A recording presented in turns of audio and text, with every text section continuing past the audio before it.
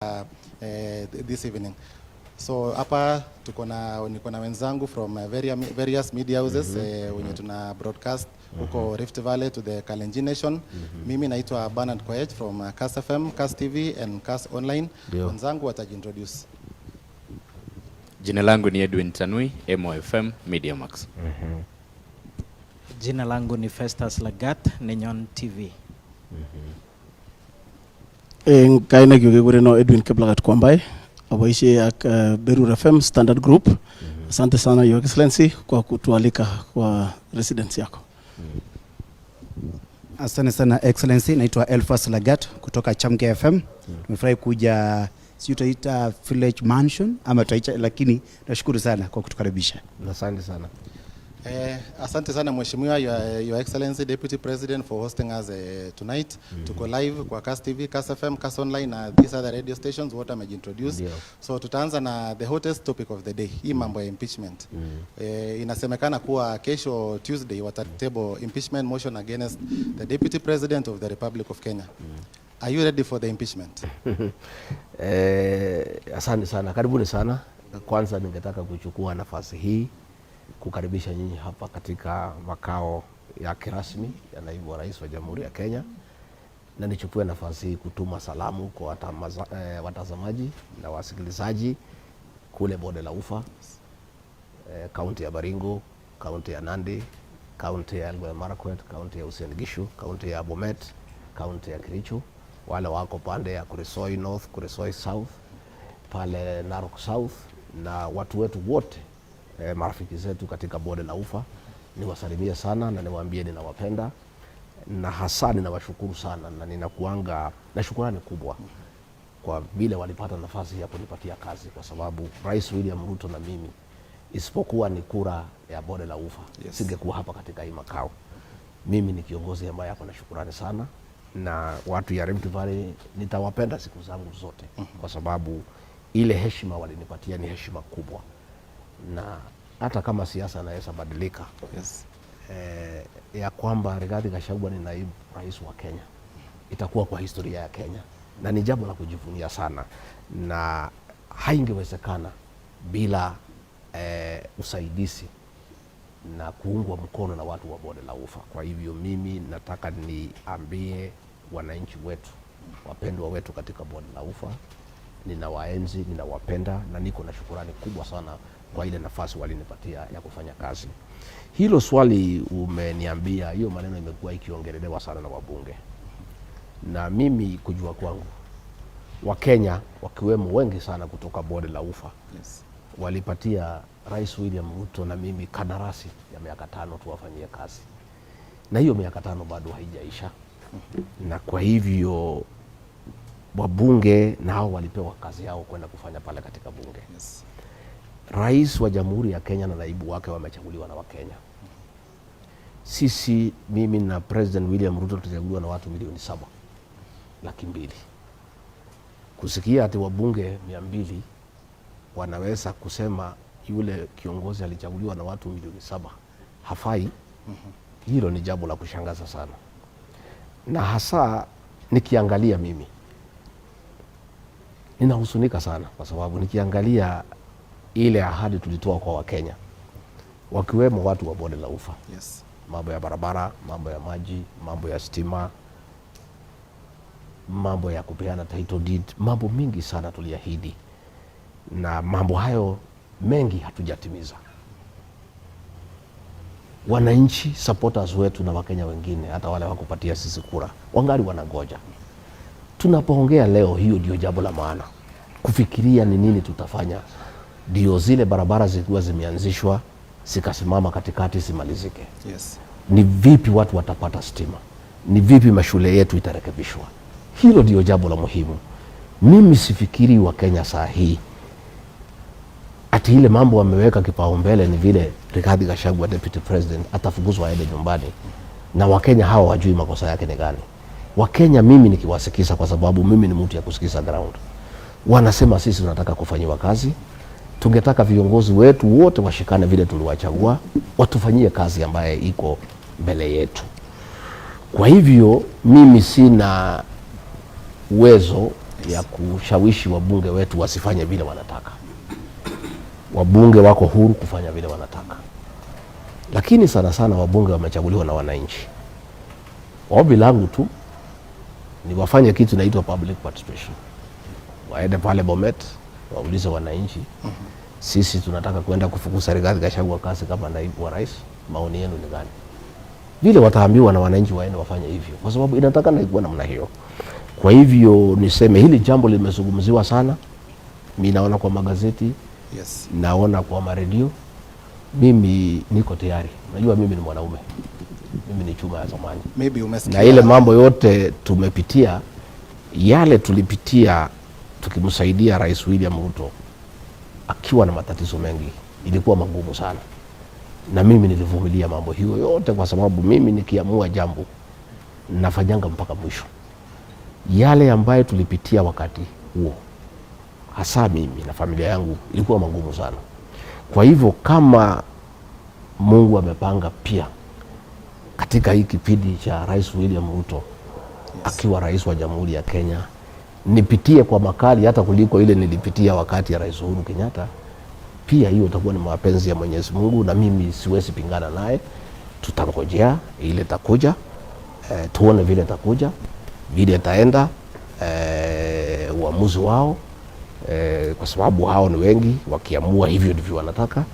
Sisi nasema hewala, kwa sababu hakuna njia nyingine. Na Mr. Deputy President, kumekuwa na sababu kadhaa, karibu sababu 5 ama 5 grounds for the impeachment yenye tunasikia wanaweza table in parliament kesho. Maybe umeweza kusikia those allegations and maybe what mimi sijui, kwa sababu sijaona hizo. Kama moja wanasema ati ulijaribu kupendua serikali ya President William Ruto kutumia mambo ya Gen Z demonstrations. Je, kuna ukweli wowote kuhusiana na hilo? Unajua ndugu yangu, wa Kenya ni watu werefu sana. Yes. Rais William Ruto yeye ndiye alituambia kila siku wajinga waliisha Kenya. Hakuna wajinga wamebaki Kenya. Rigathi Gachagua ni naibu wa rais wa Jamhuri ya Kenya chini ya President William Ruto. President William Ruto na mimi tulichaguliwa tiketi moja. Tuko presidency. Yeye akipinduliwa, mimi napinduliwa naye safari moja. Niseme ya kwamba Wakenya walikuwa hapa. Mambo ya Gen Z hakuna mtu hajui. Ilikuwa huko Eldoret, ilikuwa huko Bomet, ilikuwa Kericho, ilikuwa Baringo, ilikuwa Nakuru, ilikuwa Turkana, ilikuwa 35 counties. Na hakuna mtu hajui ya kwamba mambo ya Gen Z ilikuwa ile inaitwa spontaneous. Yes. Ni wa Kenya na hasa vijana wetu walikuwa wamekasirika na ile mambo ya finance bill na gharama ya maisha. Na hiyo maneno ikajitokeza. Na kujaribu kuchukua lawama kuwekea mimi ni makosa, kwa sababu hiyo jama imepangwa kwa sababu watu sana ya bonde la ufa wanauliza wananchi ya kawaida, kwa nini Rigiji anapigwa? Kwa nini anadhulumiwa? Yes. Sasa lazima sababu itafutwe ile naweza kasirisha wafuasi wangu katika bonde la ufa. Na ile sababu imeonekana mzuri sana inaweza kasirisha wafuasi wangu katika bonde la ufa, ni kusemekana ati sisi tulihusika kwa mambo ya Gen Z. Gen Z ni watoto wetu na mimi nilisema wasikizwe, na waliposikizwa mambo ikatulia. Na yale maneno ambayo walikuwa wamelete ni mambo ambaye pia hata sisi tulikuwa tunaona inastahili kusikizwa. Kwa hivyo mimi ningetaka kusema tupatie Wakenya heshima. Kama huna sababu ingine ya kumwingilia naibu wa rais, kama iko shida ingine useme ni gani, lakini kujaribu kumwekelea maneno ya uongo, na ni maneno ambaye ni ya kuhuzunisha sana, ya kwamba siku nilikuwa namsaidia Deputy President William Ruto akuwe rais wa Jamhuri ya Kenya, nilikuwa mimi naekelewa mashtaka ya uongo nikimsaidia. Sasa tena imerudi Rais William Ruto akiwa kwa kiti, ati mimi tena niwekelewe maneno ya uongo ya kunihujumu mimi. Lakini mimi na muamini sana Mwenyezi Mungu, na mimi na mke wangu tunaomba sana na watoto wetu, na mambo ambaye inaendelea ukweli wake utakuja kujulikana. Lakini mimi ningeomba kama itawezekana, kama Rigathi Gachagua atawekwa kwa msalaba, Yes. asiwekwe na wabunge kutoka bonde la ufa, kwa sababu iko swali watu wa kwetu nyumbani wanauliza, watu ya Mount Kenya wananiuliza, wewe mtoto wetu ulisimama na Rais William Ruto akiwa katika shida mingi sana. Yes. Ukateswa, ukaumizwa, lakini ukakaa kidete. Na sisi ukatuzungumzia. Na ukaongoza wabunge wengine kusimama na Rais William Ruto.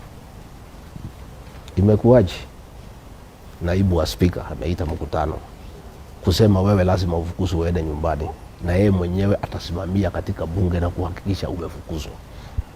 Wananiambia watu ya nyumbani, kama lazima Rigathi Gachagua afukuzwe, si hao ndugu zetu na dada zetu wale wangekaa kato, kwa sababu siku walihitaji sisi kabisa, kulikuwa kimeumana, wako kwa matatizo, wako kwa shida, mtu yao wako chini. Yes. Sisi tulisimama na yeye na wabunge wetu. Wakati huo hakuna alimtia alama Rais William Ruto.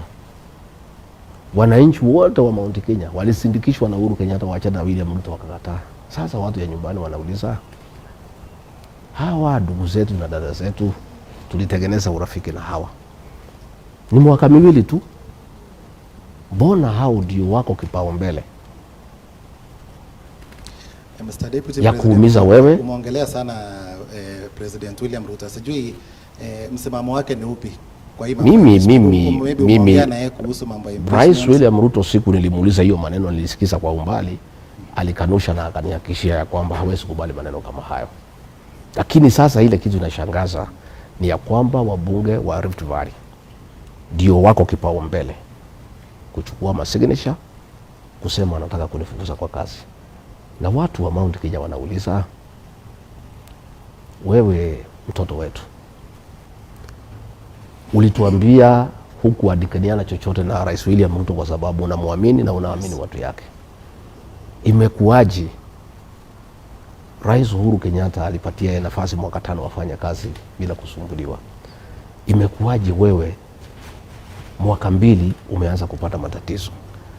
Lakini ile inawakera sana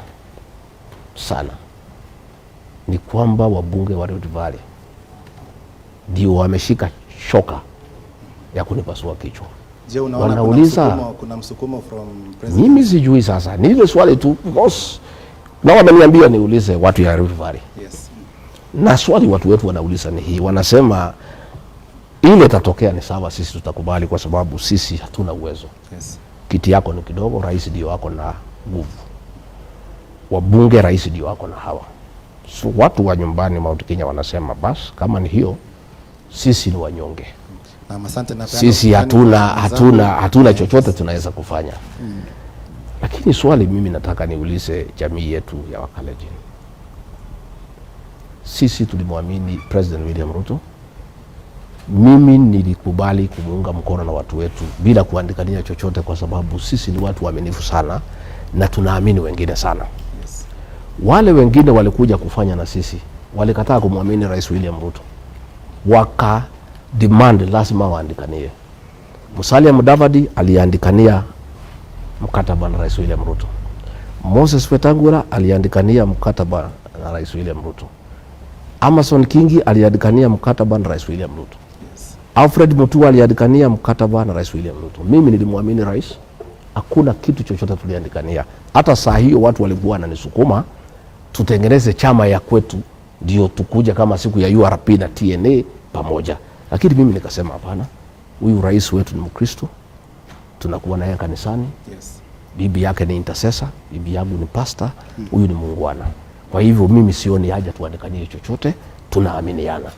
Okay. Sasa watu wananiuliza, imekuwaje Rigathi Gachagua mtoto wetu, wewe ulituambia umeamini rais, umeamini watu wake, imekuwaje deputy speaker kutoka kwa rais nyumbani katika kaunti yake ametangaza hadharani ya kwamba ataunganisha wabunge wote ya Rift Valley na wengine wa Kenya, na kama deputy speaker aende asimamie na hakikishe ya kwamba umefukuzwa kwa kazi, na sisi ndio tulikuchagua na sisi hatujaona makosa yako. Sasa mimi tu kwa kuona kwangu, mimi ni mnyonge na mimi sina ushawishi mkubwa. Yes. Na mimi niko mkononi mwa wabunge na maseneta, vile wataamua mimi nitakubali tukiwa na watu wangu. Swali yangu ni hili, sisi siku Rais Uhuru Kenyatta alitaka kumhujumu Rais William Ruto, Yes. tuliangalia mambo ya jamii mbele, mimi nikiongoza, na nikaambia watu ya Mount Kenya, tukimsaliti huyu Rais William Ruto tutaingia kwa historia kama watu ambaye hawana shukrani. Na hapo mbele kama Uhuru amestaafu, miaka ijao, hii jamii yetu itaonekana kuwa si jamii ya ukweli na ni jamii ya kutumia watu vibaya.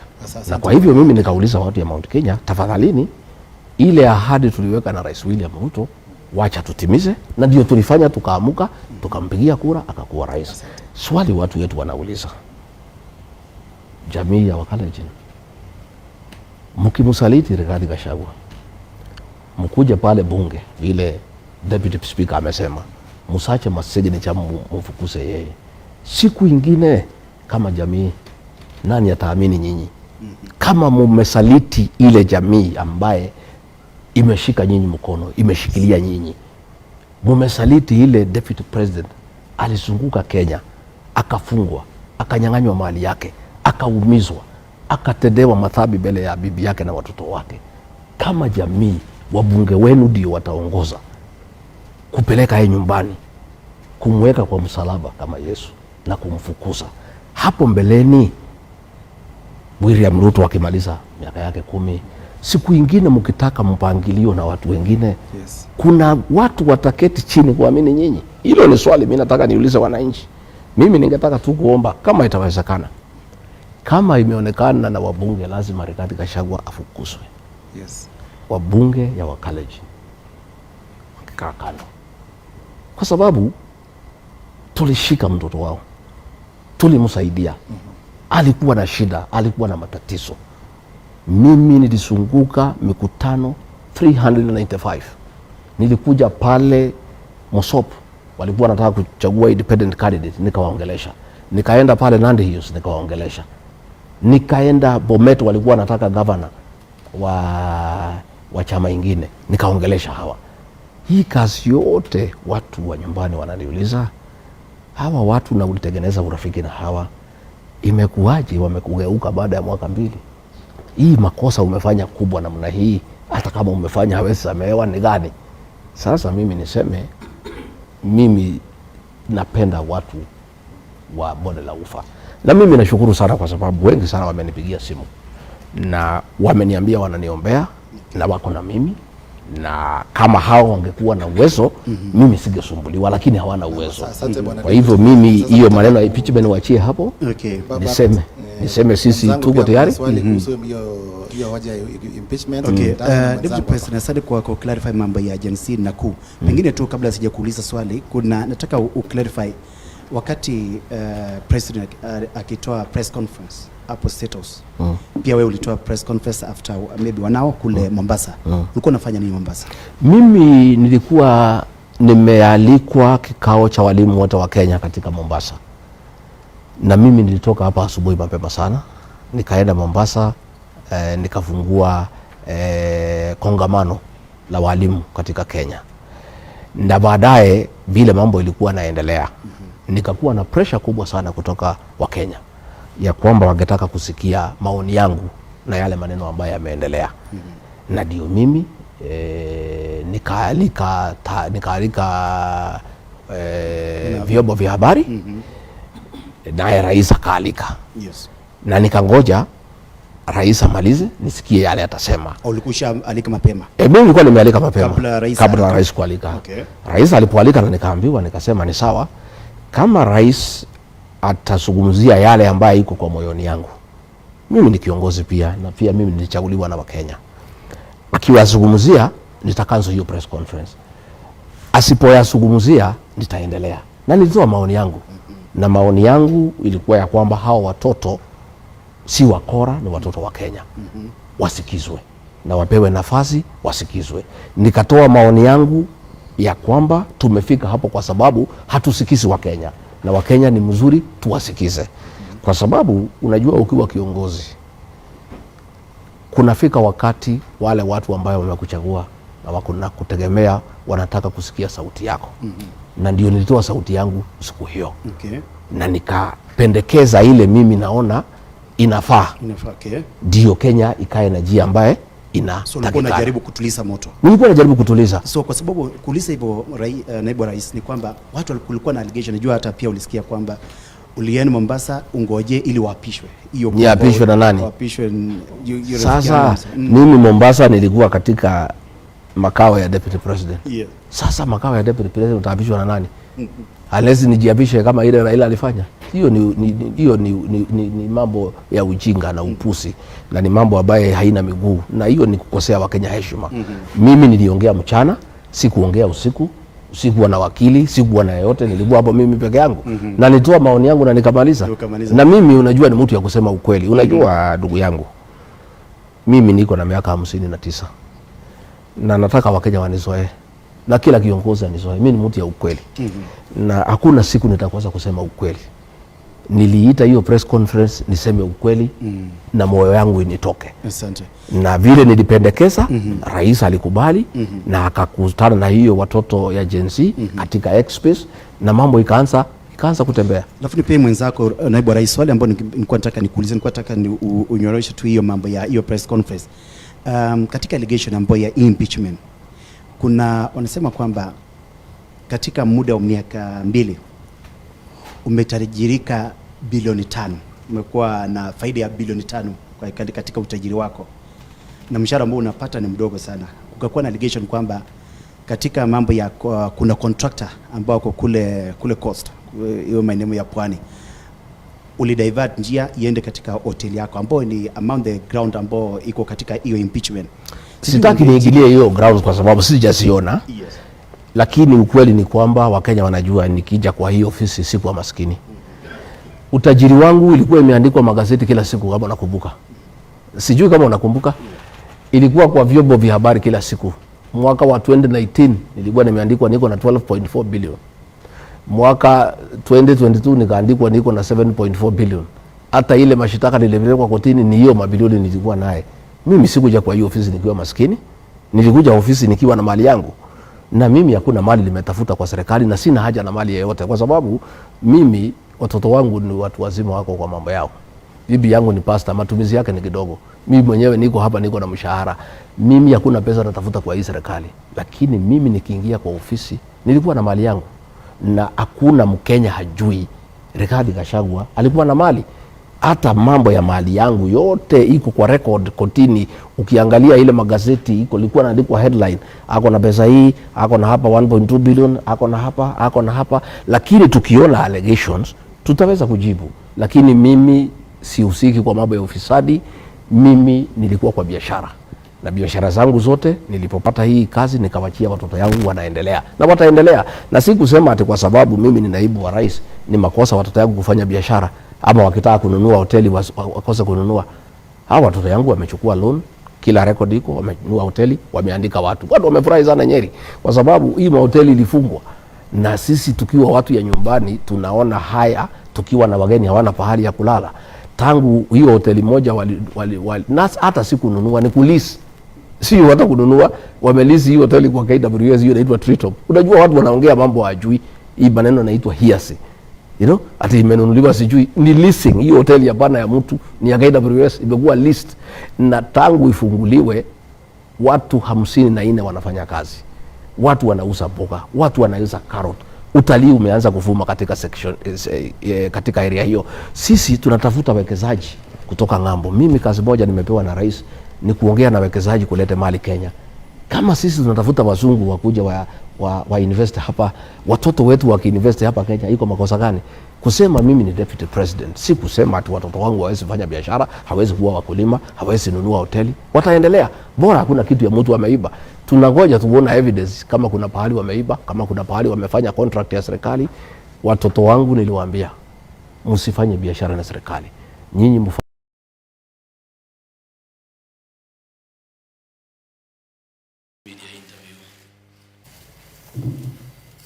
I have been invited to appear in Parliament in the National Assembly tomorrow at 5 p.m. I want to confirm the members, Speaker, people of Kenya, that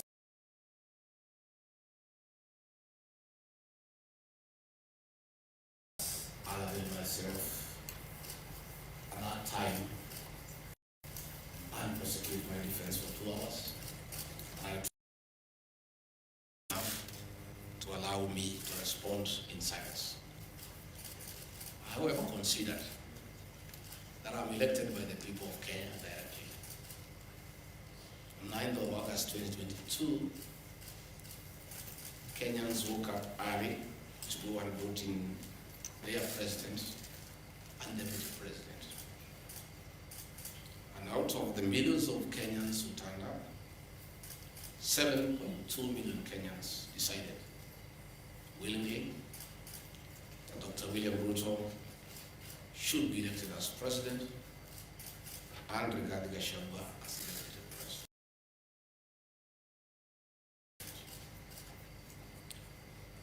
I think it's fair when members of parliament decide that they want to move the deputy president from office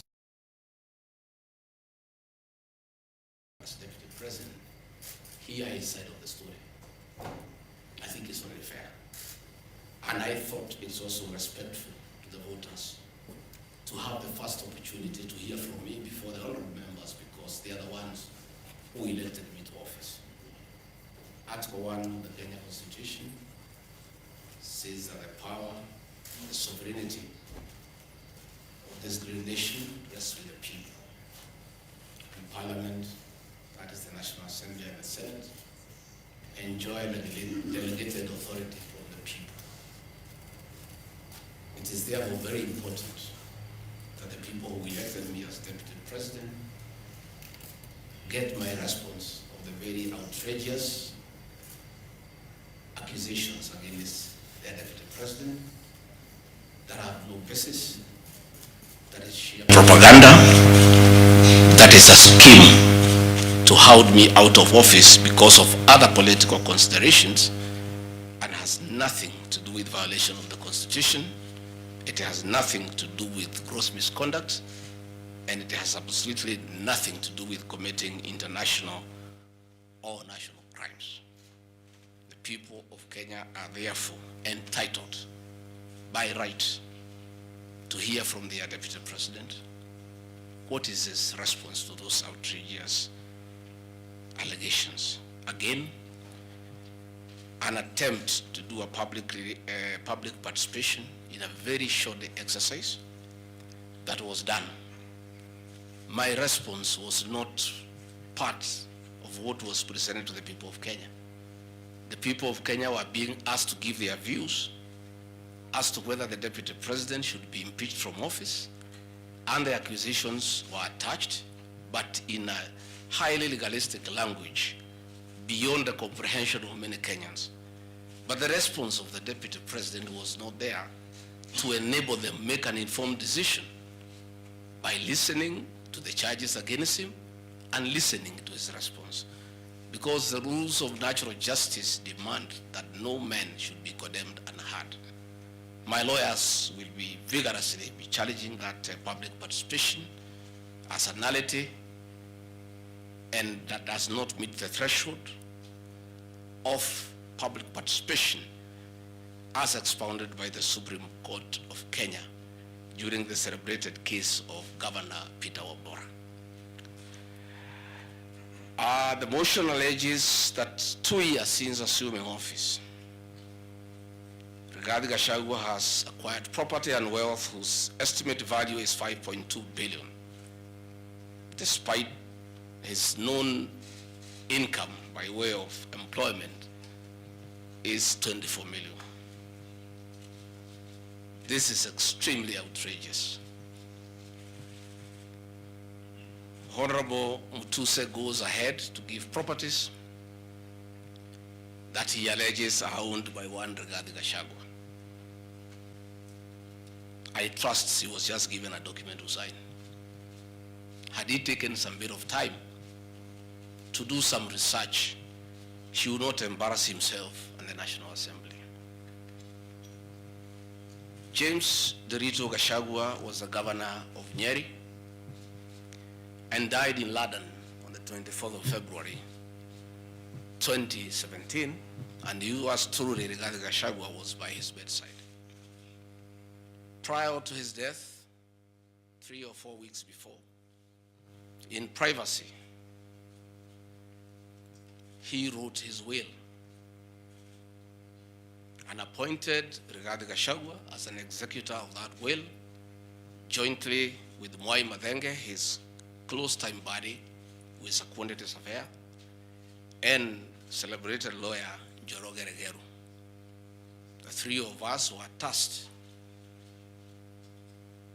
to manage his estate. In the will, you'll be given a copy. He did put his properties and assets and cash and anything that he owned in his world. And among the things that he did put was the Olive Garden Hotel, the Fingo Beach Resort, the Queen's Gate apartment, and Langata high-rise flats. It is these four properties that the Honorable Mutuse alleges in the National Assembly that Rigathi Gachagua has acquired them after becoming Deputy President in 2022 when Derito Gachagua died in 2017. It is the most embarrassing allegation a member of parliament can table before the National Assembly. Those properties were constructed and were in operation when the late Gachagua was alive. I take this opportunity to ask for forgiveness to my late brother, James Derito Gachagua, that today, as your younger brother defends himself, he'll defile your privacy by distributing your will that you wrote in privacy. That your properties that you worked so hard for many years to benefit your wives and children are now a subject of discussion and are alleged to be proceeds of corruption. How unfair, how cruel can you be to a dead man? A man who worked so hard, a man who gave his life for his family, to buy plots, to construct property, and leave them in his death for his children and his brothers and sisters. And then you go to the floor of the House and allege that those properties are production of corruption. My dear brother, rest in peace and forgive me for having joined politics. Because were it not for politics, you would not suffer this shame. Your children are crestfallen as they see their properties being splashed in newspapers as proceeds of crime. The Olive Garden Hotel that is alleged to have been bought by Rigathi Gachagua belongs to the estate of the late James Derito Gachagua. And in his will, he directed that we sell all his properties and divide the proceeds among his brothers, sisters, wives, and children. We, as the executors of his estate, and I want to pay tribute to lawyer Njoroge Regeru and Mwai Madenge for their commitment and sacrifice to the Gachagua family. Many executors who have been given properties to run by deceased people end up misusing them and depriving the beneficiaries. These two great men and myself, because my brother knew I'm an honest man and a fair person, and he knew his family would never suffer in my hands. We were able to sell Olive Garden Hotel at 412 million and distributed the proceeds to the beneficiaries as directed in his will. We registered his will in the High Court of Kenya and were given the probate. And my late brother, in his wisdom, left regarding Gachagua 5% of his wealth. I was therefore able to get 20 million shillings from this sale. That is money that is in my account that again I'm told they are proceeds of crime. He left my mother 5% of his wealth, another 20 million shillings. And since my mother is dead, my late brother, because he trusted me, had put in his will that I hold my mother's shares in trust. So that is another 20 million shillings in my account. Again, my late brother left me another 4% hold in trust of the children who is deceased, the late Dr. Friend Wachira Gachagua, whose children are in South Africa. And another 16 million shillings was put in my account. My late brother gave 2% to my wife, Pastor Dorcas, because of her kindness of looking after him when he was ill. All this money that has come to me from a dead brother, I'm being told are proceeds of crime.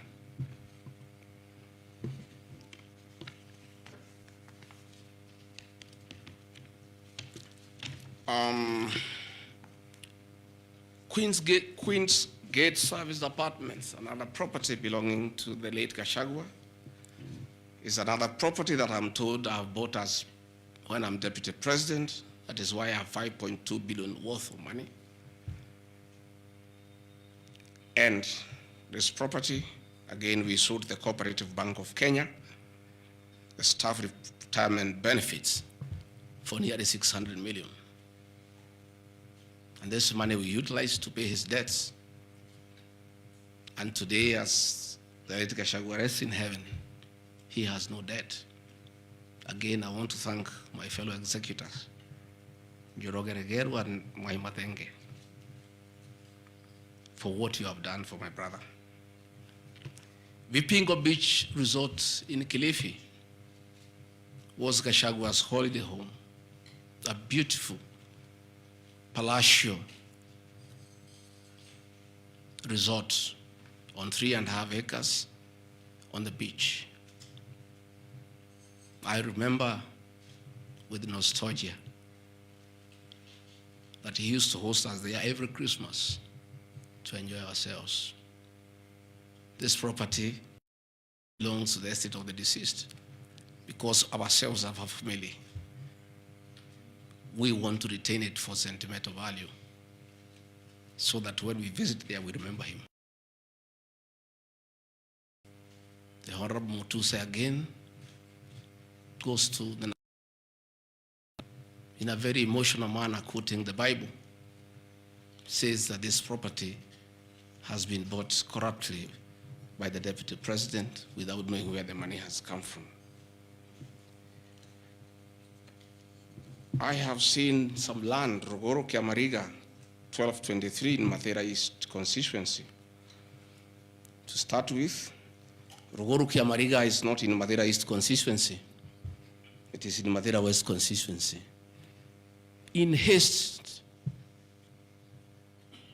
to dispose of the deputy president because of political deceit and conmanship and betrayal, they could not even get it right where the land is situated. They were in such a haste to get rid of the deputy president. The land is Ruguru/Kiamariga, 1223 in Mathera West constituency. It's a 2-acre land. It's alleged it has a helipad. It's a lie. The land is too, and I have planted napier grass for my dairy unit. I bought it at 3.5 million shillings. Again,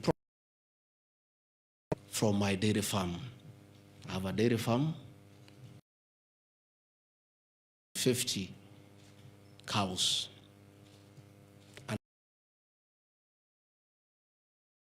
I do make an income of almost 1.5 million shillings every month.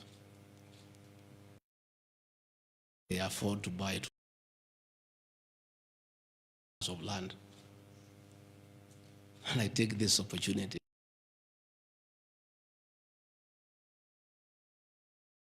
anytime I've gone to the Rift Valley, in appreciation of the support I give President, gives me a cow or 2. And within 2 years, I have the largest dairy farm in Madeira of the Kalenjin people. I want to thank them for their kindness.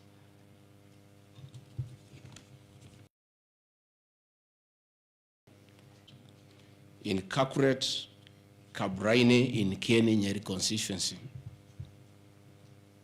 as Deputy President of the Republic of Kenya, I saw the Honorable Njoroge Wainaina, the MP for Kenny, signed the notice of motion to impeach me on the allegations, this one being among them. Had there been no malice, Njoroge Wainaina, the Honorable MP for Kenny, would have advised the Honorable Mutuse that he sold me this land in the year 2015. I have a sale agreement I'll give you with this picture. I bought this land from the Honorable Njoroge Wainaina in 2015. I was not even a member of parliament. Yet he has appended his signature that I should be impeached and go home for having corruptly bought 40 acres of land in Kakuret. In fact, the land is not 40 acres, actually 35. The allegation is that it's 40 acres, but that land is 35 acres. The people of Kakuret know it. I bought it from the Honorable MP for Kenny, and had he read this motion, I'm sure he would not have signed it.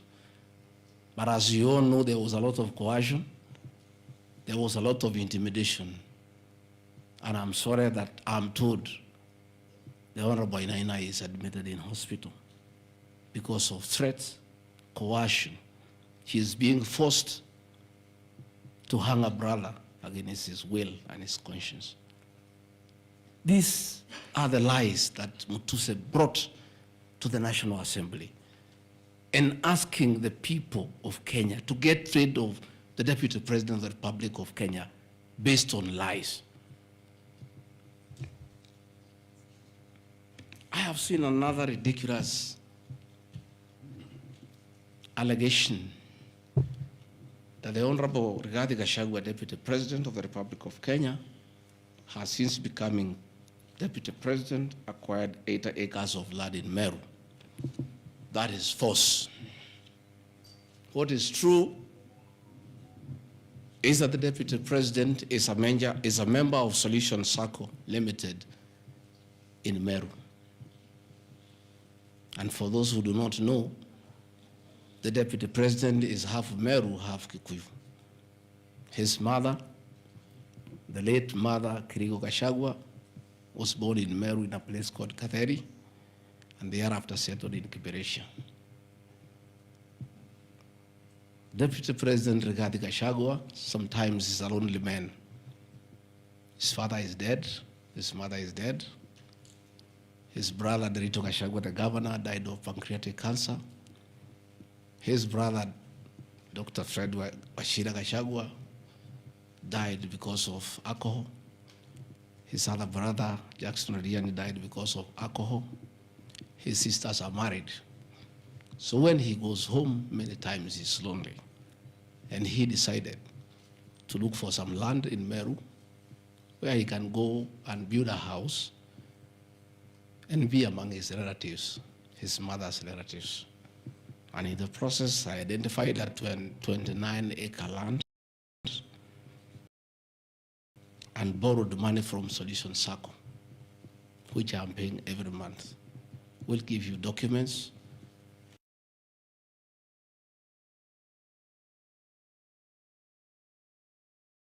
That I have bought from a loan that I have taken as a member of Solution Circle in Meru, the land of my mother. and which I call home. I have seen an allegation that I have a dairy farm in Nyandarua. I don't have a single animal in Nyandarua. I have some little land in a place called Shamata, but I'm yet to do anything about it. I think I just mentioned it to one of the member of parliament for that area called Gachagua that I would like to start a dairy farm. And I think in those rumors in parliament, the Honorable Mutuse went ahead to say that I own a dairy farm in Nyandarua. I own no such farm today, but God willing, because of the good climate in Daragwa, in Shamata, one day, God willing, I'll have a huge. I have seen companies listed just to create an impression that Rigathi Gachagua is doing business. I want the people of Kenya to know that Rigathi Gachagua was a businessman before he became a politician. And he had a life. And that life is part of his history. So getting companies 15 years ago, 13 years ago, 10 years ago, and publishing them.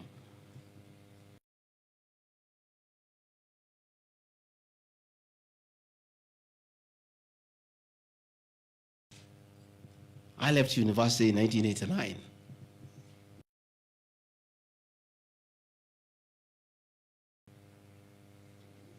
I left for the private sector for another 15 years.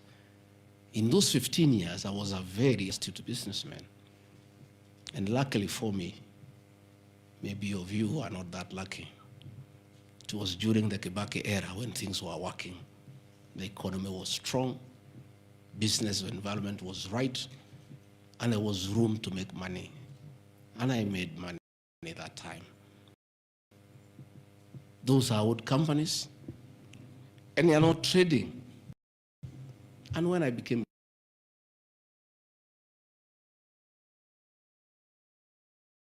children, and I told them to continue doing business and not to do business with the government because I don't want conflict of interest. I want to confirm to the people of Kenya tonight that no company owned by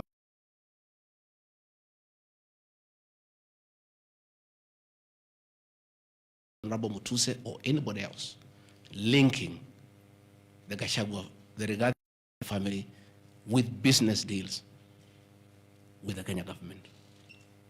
I agreed with my children that they do business with the private sector, do farming, and run the family business that I bequeathed them. These companies are all listed.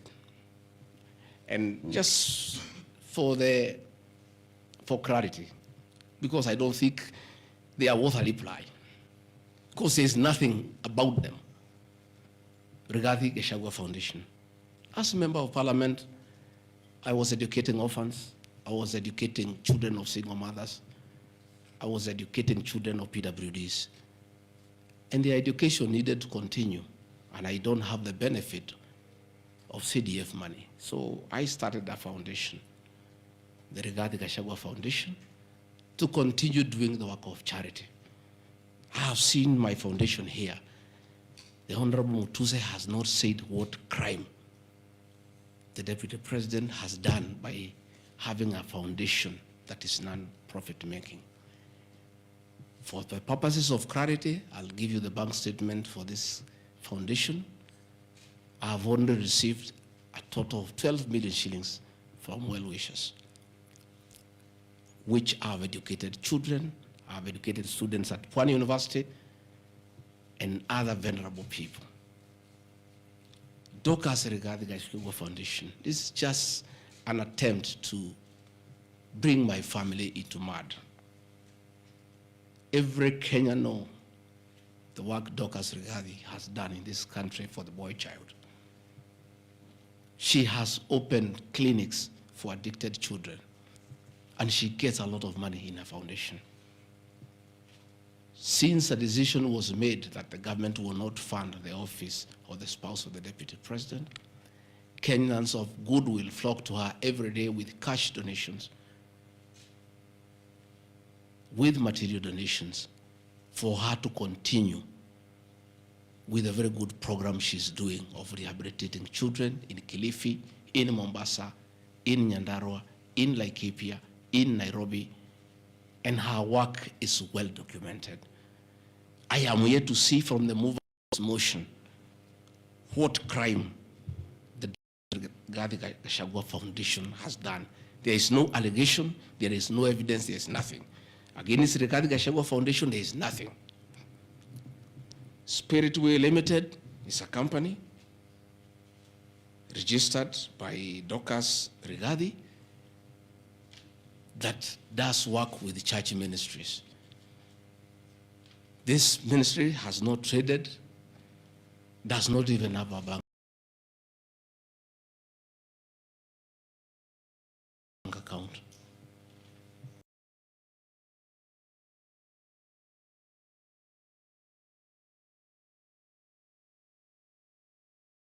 Is some strong women of God who have come together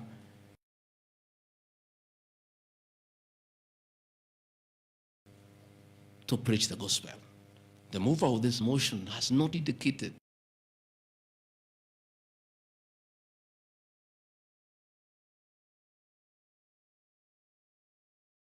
Creed International Limited, as the name suggests, on evangelism and activities to do with the Church of Christ. I have not seen a single allegation against this company. Mothers of the Lord Limited.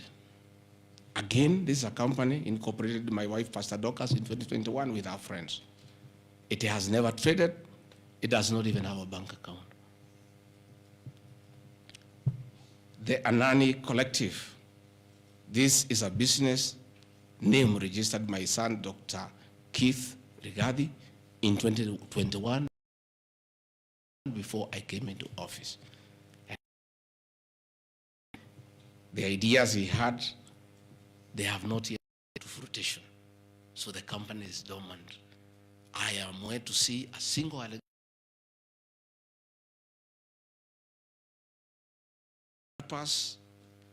Apartments Limited,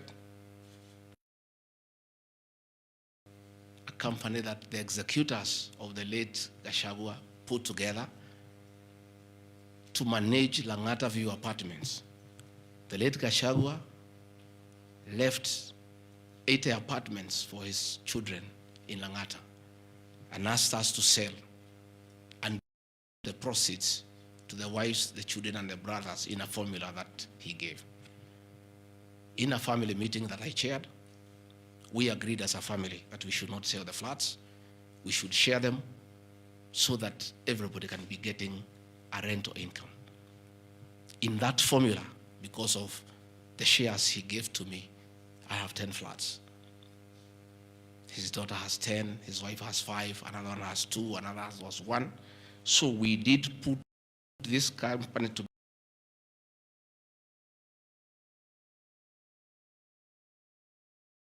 called Grand Bypass Apartments Limited.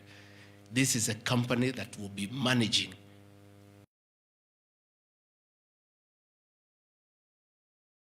estate of the late Gachagua.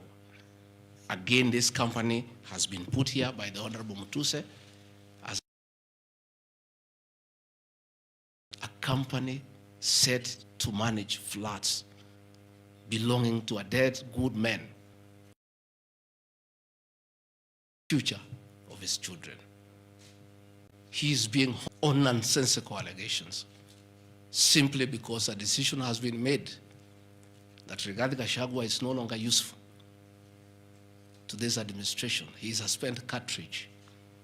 His work was to help fight Uhuru Kenyatta and get President William Ruto to power. And thereafter, he is of no use. So he should be dispensed with, and somebody else can be appointed against the will of the Kenyan people. That is the viciousness that we are even fighting the dead. How insensitive can we be? What is this power thing? That you even fight the dead for you to entrench yourself in power and get rid of your perceived political enemies. I appeal to the people of Kenya to have respect for the dead, if nothing else. People may have money, they may have power, they may have everything, but they must remember that it is very respectful to respect the dead. Please, stop haunting my late brother. Don't put him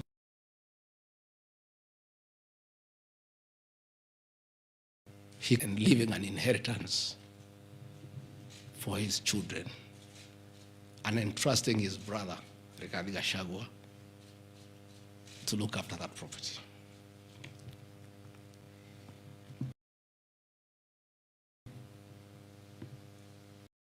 Fortis Viz Group Limited is a company incorporated in 2023 by my son Kevin.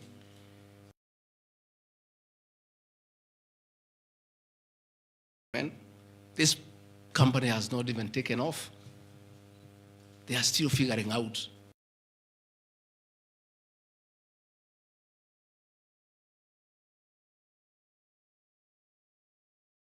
they have to come here every day to keep me company and find out what is not happening. This company has not even started. These are young people, children pressed with negativity because you want to destroy their father. These are innocent boys who have decided to invest in their own country. Why do you want to destroy them? You can destroy DP Gachagua, fair enough, he has lived for 59 years. But these boys, 130 years. Why do you want to destroy them?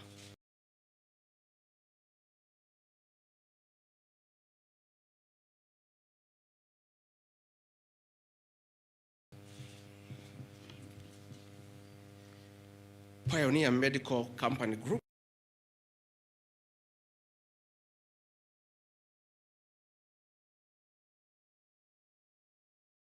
why are you bringing it to Parliament?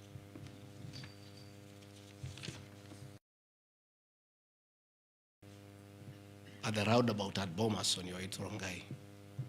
And we built this company from scratch. And it's been in existence for years. And when we stopped trading with it, we put up apartments in Kroi, in Rongai, called Rido Plaza, that are managed by this company. We collect rent. We have, I think, 40, 50. We pay tax every month. What wrong has Rido Furniture Mart done? Rido Plaza was 12. And if you want to kill his men and make sure he's totally destroyed, why don't you pursue him for the 2 years he has been in office? Why do you want to go back 20 years before he became deputy president and criminalize his enterprise and his hard work? Biovet Kenya Limited is a company, again, I founded in 2009. Many years before I even went to Parliament. It has not done business for the last 15 years. Not a single shred of evidence that this company has done wrong. It's not there. Murani Manufacturers Limited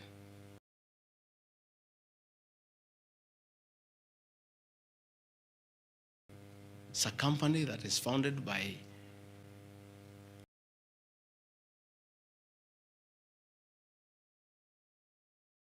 a character from our village and sold some shares to my wife and my children.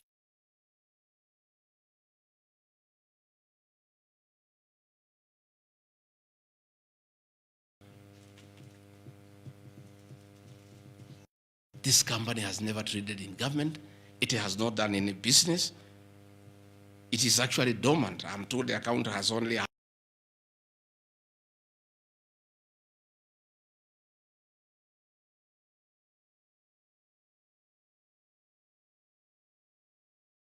have some shares in a company that has 132,000 shillings. In 2009, during the Kibaki era, it has not done business for 15 years. We demand that you say what this company has done. Wamunyoro Investments Limited is a company named after my village in Wamunyoro, which I founded in the year 2001 as a construction company. This company owns a lot of property that I bought in those years when the economy of this country was on sound footing. Since I became deputy president, we ceased single transaction with anybody. The company is dormant, but it owns property. Those properties were bought and acquired long before I became deputy president.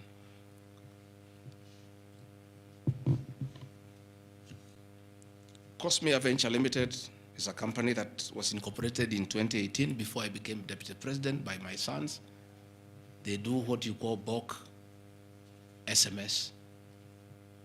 I used to give them work when I was member of parliament to send messages to my constituents. I think they were charging me 30 cents per SMS. Some young, enterprising young people. Company 2018, it doesn't do business with government. It is not accused of any wrongdoing by anybody, anywhere. It's just name there. Royal Crimson Ventures operated in 2018 by my children to do their little business. No allegation of any wrongdoing. Annexed to the motion. Kurito Properties Limited, again,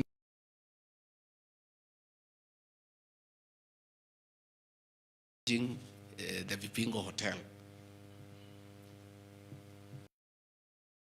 No details of any accusation, any wrongdoing, nothing. Crystal Kenya Limited, this company,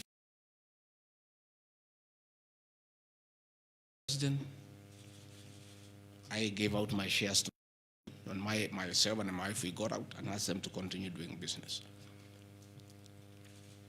My two children, like their father, very enterprising.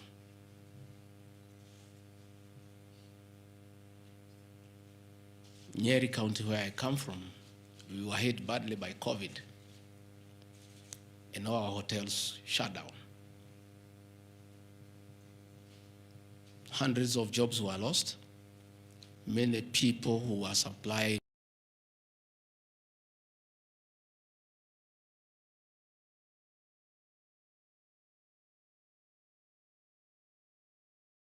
to those hotels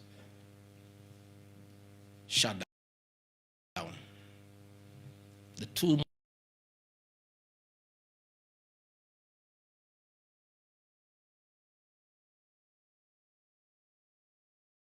hotel was for sale, and my children were in.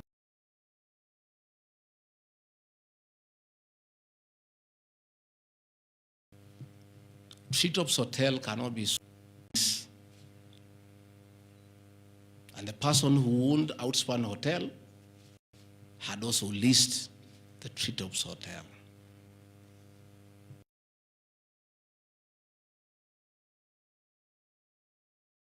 Got an assignment of the lease, so they don't own Treetops Hotel.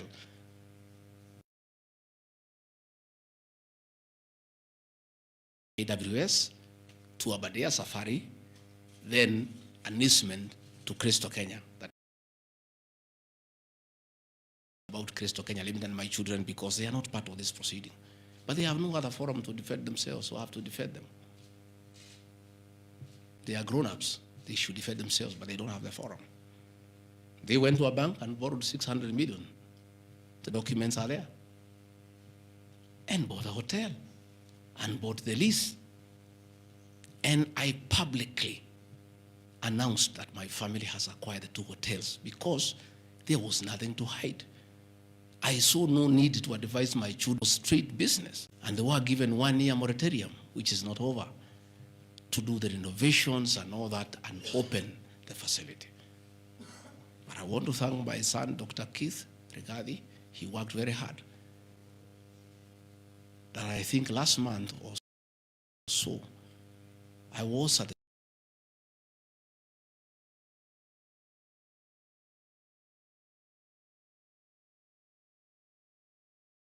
treetops with the British High Commissioner to open the treetops. It's important to the people of Nyeri and the system. It is in the treetops hotel that Princess Elizabeth slept.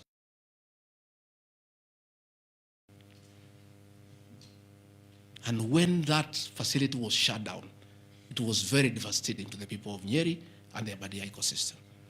So when the people of Nyeri heard that the son of the deputy president is interested in leasing that facility from KWS and reopen it, there was joy and ululation in the Aberdares. Since this hotel opened,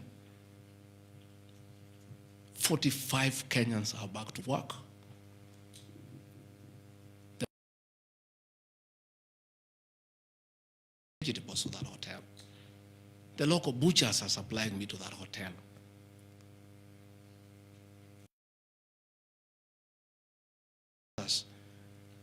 Come every weekend to entertain the tourists.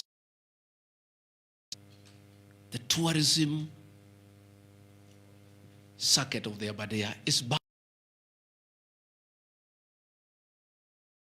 are now being demonized as crooks, as criminals, who should not invest in their own motherland because the Deputy President of the Republic of Kenya spends a lot of time in one of his functions that he has been given by the President to coordinate development partners and look for investors. Why should the Deputy President go to look for foreign investors when his own children can invest at home? Children of many other people I know hide their money in Dubai and Cayman Islands. They don't want to invest here. What crime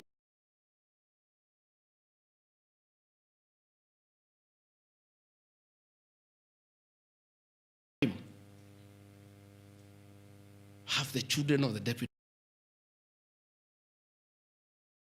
President of the Republic of Kenya committed by borrowing money from a bank?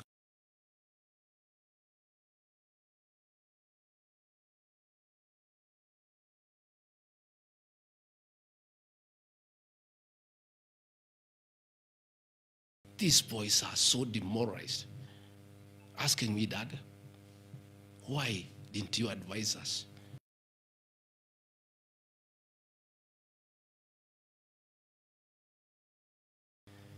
Are we criminals by virtue of being your children? That's a question my children are asking me.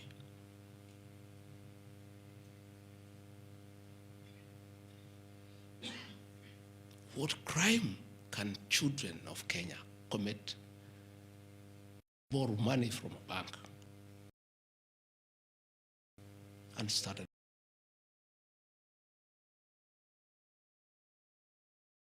enterprise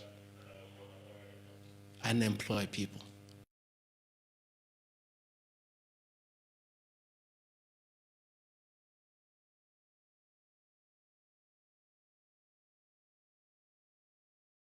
How unfair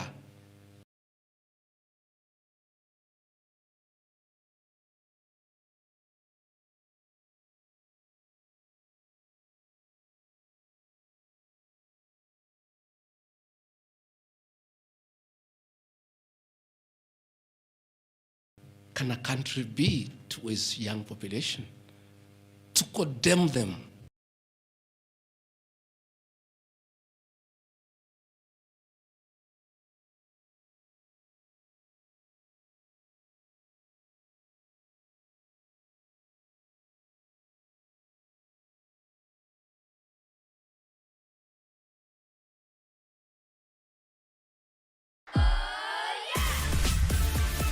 It's easy. Techno, stop at nothing. Hey guys, it's Aristar, and I'm going to be showing you my signature lip. We are doing sheep. Again, nobody has told me what crime has Karandi Farm committed. Technical Supplies and Services Kenya Limited, a company I founded in 2001. I did business during the Kibaki era. When things got very bad, I stopped doing business with it. It has not done business for the last 8 years. And of course, in the 2 years I've been deputy president. I want proof. Tomorrow, the National Assembly to table proof what these companies have done. They will be very embarrassed before the people of Kenya. This will be the most shameful act ever in the history of our National Assembly, where you go table a motion that is so sensational based on trash and not a single accusation backed by evidence.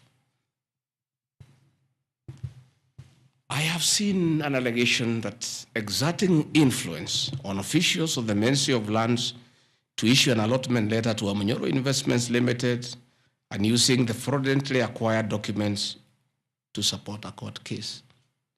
Again, Amunyoro Investments Limited was never allotted any land.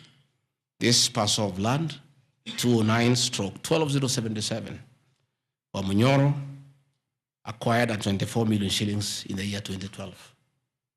The documents are there, we'll give them to you. Purchase from a third party. Somebody went to the National Land Commission and lodged a case and claimed the property belonged to him, a former senior outside the Ministry of Lands. And the National Land Commission made a determination, the records are there, that the land belongs to Amunyoro Investments Limited. Again, he went to the High Court in the year 2022. I was not deputy president. I made my witness statement before I became deputy president. I supplied all documents before I became deputy president. I did not file any evidence as deputy president. And the matter was concluded, and the High Court issued a judgment. We'll give you the judgment that the land belongs to Amunyoro Investments Limited. I am told that they have appealed the judgment. I invite the Honorable Mutuse to apply to be co-joined in the appeal, and then he can argue his case. This is a matter that has been adjudicated by the High Court of Kenya and made a determination. And you want to bring it to the National Assembly. The matter is alive with the Court of Appeal. It is sub judice to even discuss it in Parliament because a determination has been made. Irregular procurement of mosquito nets at a cost of 3.7 billion. I saw a huge headline from the Star newspaper, planted headline. This is the most ridiculous headline I've ever seen. And this is the most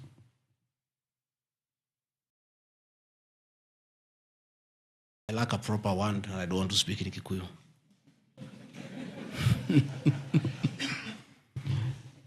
I think somebody needs to give me some water.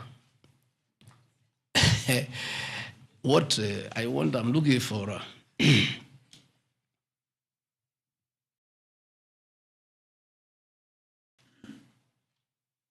I have seen that allegation.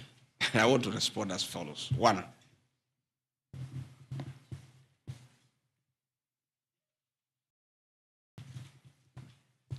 there is Andrew Murwa, he has sworn an affidavit with the false allegations.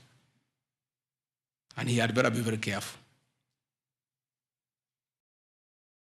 Because he has made a statement on oath. In the affidavit, he says that Deputy President was involved in KEMSA 3.7 billion irregular procurement of malaria nets, either directly or through proxies. Further,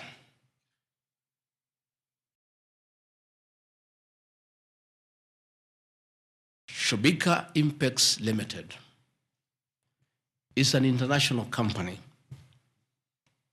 the fourth largest manufacturer of mosquito nets in the world. It has done many tenders with KEMSA, with the Global Fund, countries in Africa, in Asia. And there was a tender.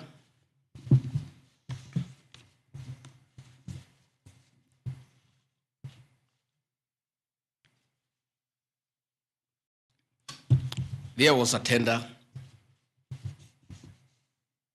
funded by Global Fund through KEMSA, and it was an international tender for manufacturers. The company owned by my son Christo Kenya Limited are not manufacturers, and they did not participate in any way in the tender. In any way. What happened is that in the year 2014, 8 years before I became deputy president, Shobika Impex Limited appointed Christo Kenya as their local agent, whose work is to do their errands and follow their supplies at the ports of entry. Christo Kenya did not participate in this tender. It was done by Shobika. KEMSA wrote to Shobika and said, your tender was not successful because you had a problem with pagination of your security document. Pagination. Those of you who have done tenders, you number the pages. And if they are not right, you can be disqualified. And therefore, they were told, can you come and collect your bid board, your original bid board? That's what happens. If you participate in a tender and you don't win, you are asked to collect your bid board. And they kept on coming to collect the bid board. It was not available for almost 3 months. And they asked the local agent, that is Christo Kenya Limited, can you follow up on our behalf? We participated in this tender. We did not win. We have a letter asking us to collect the bid board. We are waiting for it because this is money that is tied as our agent in Kenya. Can you follow up? And that is why when my son, on behalf of Christo Kenya Limited, went to KEMSA trying to follow up. And when it was not working, he brought it to my attention and I made a call to Mr. Andrew Mulwa, asking, my son has been here. There's a little issue about a bid board of an unsuccessful tenderer. Why is it that this is money that is tied? And these are foreigners, these are foreign investors. We don't want to make life difficult for them. Please, why don't you release it to it unless there's a problem? No, he said, no, the matter is under investigation. That is why we cannot release it. The bid board is with the SEC. I said, fine. If the matter is under investigation, so be it. Right along, the investigations were over. EACC wrote to KEMSA and returned the bid board. KEMSA in return wrote to Shobika and returned the bid board. End of story. Shobika did not win the tender. They were not awarded the contract to supply the nets. No nets were supplied by Shobika. No public funds were lost. And we are told by Deputy President asking why a bid board to a tenderer who has failed to win cannot be returned. He endangered the lives of the people of Kenya. That is how absurd the allegation is. There is no evidence that the company with my son participated in the tender. They did not participate. There is no evidence that the Deputy President interfered with the tender. The only crime is that urging so that we don't frustrate foreign investors.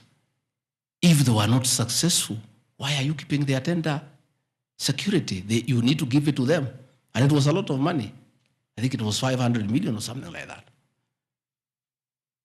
So I want to say this is a very ridiculous, and I take great exception to the headline by the Star. Please, we'll give you the documents. Tell us, where was the deputy president involved in that tender? This is a tender that never was. And for the record, to show that this tender had no problem, after the investigations, during the investigations, the CEO, Terry Ramathani, was suspended to allow investigations, as it should be. And Mulwa became the CEO. Mulwa was not there during the tendering. He came after the tender had been annulled. And he was dealing with the aftermath of the annulment of the tender, that is returning the bid boards, sending document to ACC. After investigations by ACC and the Senate were concluded, Terry Ramadhani was appointed by President William Ruto as the Deputy High Commissioner to India. That tells you, because when those appointments are made, the head of public service writes to ACC, DCI on issues of integrity. Terry was cleared, which means there was no scandal. And again, and most important, no public funds were lost, no nets were supplied. Therefore, this is another fishing expedition to just justify the 5.2 billion. I think that is why they were putting the 3.7 billion to make the maths to add up. You know, when you want to talk big figures, you must look for 3.7, 600 and all that. Even all these things I've read here, if you take your phones, we are nowhere even, we have not reached 2 billion. Because Olive Garden, 400 million.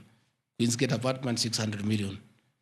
Outspan and Treetop, 600. So these are just figures that were being put to the people of Kenya so that they can see us into bad light. Unnecessary and expensive renovation at the official residence in Karen and Mombasa. How Mutusen knew is unnecessary, I don't know. He has never been here. You guys were here before.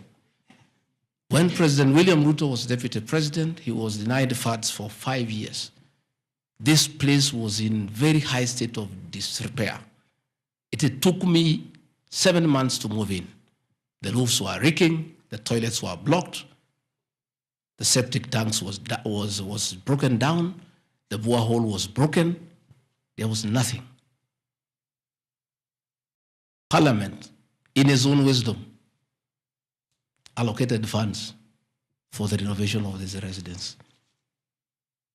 As a deputy president, I have nothing to do with public expenditure.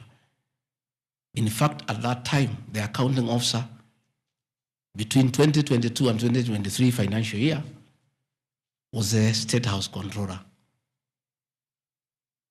Procurement was done, tender was awarded, and the renovations were done. And you can see the place looks good. There was need to dignify the office of the deputy president because he has a function of coordinating development partners. Ambassadors and high commissioners and all sorts of international visitors are always here. So to dignify the office of the deputy president, the residents needed to be in the right standard, and that is not my decision, and I have nothing to do with it. As for the contractor who was awarded the job, I don't know him, and I don't need to know him. I have no business. Where he transferred his money, I would not know. I have no access to his account. Whether he is related to me, the answer is no. I don't know him. And for the record, I don't wish to know him because it's not necessary.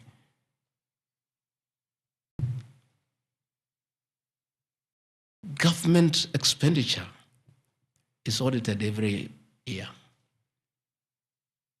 by the Auditor General. Since this office was under the executive office of the Deputy President for that financial year, the Auditor General did her inspection and gave us a clean bill of health. The renovations that were done were not highlighted with having any audit query. If the Honorable Mutuse had taken his time to look at the Auditor General's report, he would not have brought this baseless accusation. And even if there was an accusation, it should be directed to the accounting officer, who is the State House Controller, not me.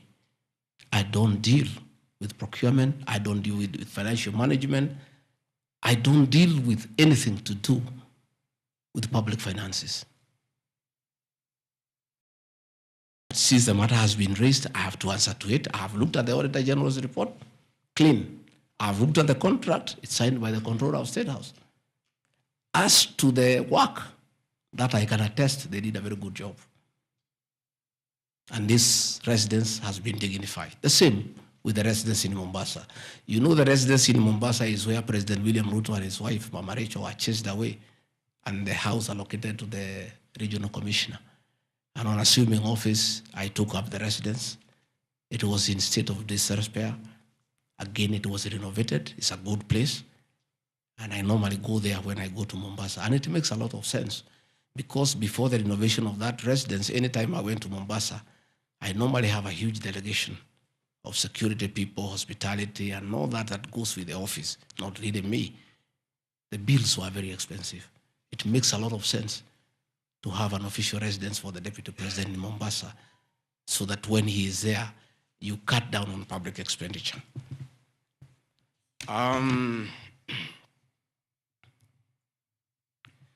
Dubiously acquiring a substantial portion of sum of 100 million paid to Lusona Events Limited. Again, that's another ridiculous acquisition from the notes. This is people who give services here for events. We have many meetings. You have come here for IBEC. There are tents put up here to the required standard. We have meetings here for development partners. This is a very busy residence. Most of you have been here. Again, I don't get involved in procurement. That is the work of the accounting officer and his team in public finance management. As to the person who does that work, I don't know he or she, and I have no business knowing who does the work. Those are things that are not in my purview. Again, the ridiculous accusations that money came to me, one would have to demonstrate how it came to me. Was it brought to me through my account, through cash? Who was there? What is the evidence? Again, it is just trying to throw mud at me. And I want to say that that accusation is baseless, and we believe we want to see the mover of the motion coming up with tangible evidence. Again, these accusations lack particularities and specifics. They are just generalized accusations. Again, we'll be challenging that again in court, because there is a ruling that grounds of impeachment must be well-grounded and must be particularized and specific. This is just an allegation. Where is the nexus between the supplier of events to this residence and the Deputy President, DP Gachagua? There is no nexus. I don't know the person. I don't know the company. I'm not involved in the procurement. I don't even know how it is procured. All I do is I want events, and they are arranged, and I take part in those events. Those accusations of funds utilizing the Deputy President, in the office of the Deputy President, coming for my personal benefit, are ridiculous, unfounded, and totally malicious, and there is no evidence whatsoever. And I want you people of the press to also ask these people to give you the evidence. Don't just write headlines. Ask, where is the evidence? Where are the particulars? You know, you don't just allege, oh, this particular supplier This money went to the deputy president. Yes, fine, that is good. How? How did it go to the deputy president? You must explain.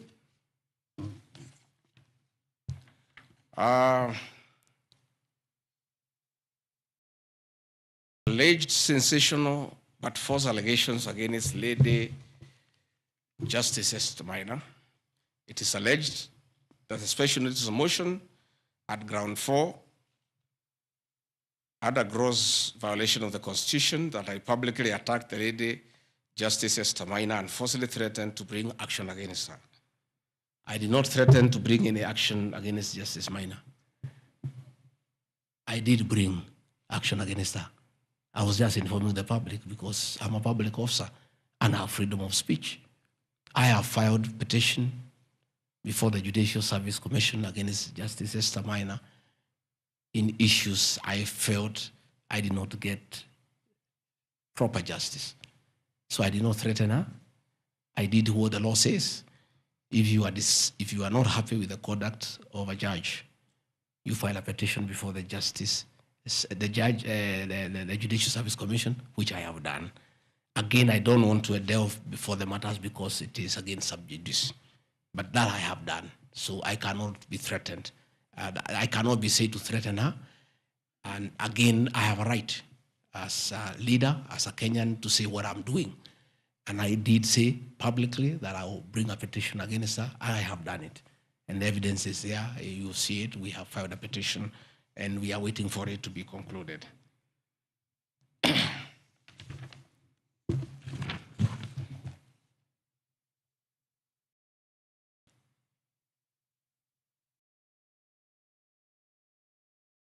Again, I want to emphasize that my statements were protected speech consequent to a decision by the landed judge in a matter involving my personal assets, which I disagree with and found to be wholly unfair. The matter having been concluded at that stage, my criticism of the decision was not sub judice, nor in any other manner prohibited by law. While I respond to the ruling of the landed judge, I was in absolute disagreement with it. Contrary to the assertions, the special motion, I did not falsely threaten to bring action against the landed judge. I took legal action available to every citizen of Kenya under Article 168(2) of the Constitution, which allows any person to petition the Judicial Service Commission for the removal of any judge, and filed a legal complaint before the Judicial Service Commission in March 2024. Complaint being live before the JSC, discussion of the conduct of the landed judge in the said matter here would be sub judice. Diverting materials meant for construction of Kilifi Malindi Highway to tarmac a private load to Vipingo Beach Resort. Again, I said Vipingo Beach Resort belongs to the estate of the late Governor Gachagua. The facts are as follows. King Charles III visited Kenya between 30th October 2023 and 3rd November 2024. During his state visit, one of the designated places where King Charles III was to visit was Kuritu Marine Conservancy, which shares a road with the Vipingo Beach Resort. And it's a public load, by the way, it's not a private load.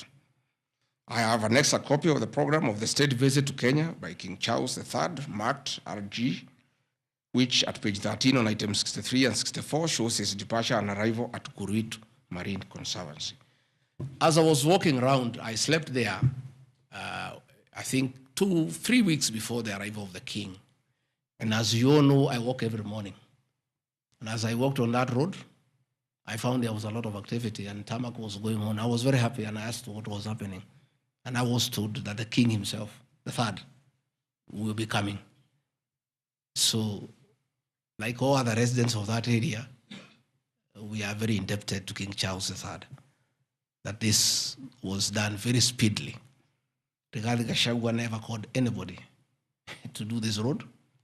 In fact, I'm informed that this road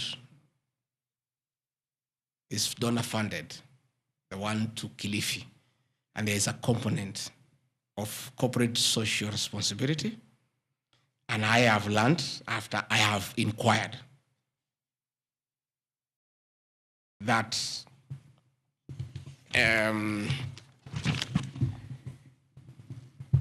these people of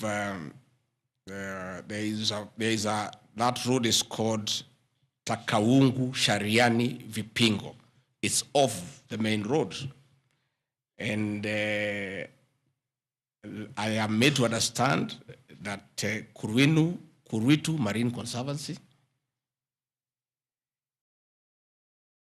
Vipingo Secondary School, Shariani Primary School, among other stakeholders, including a public market, applied to Kenya to be considered for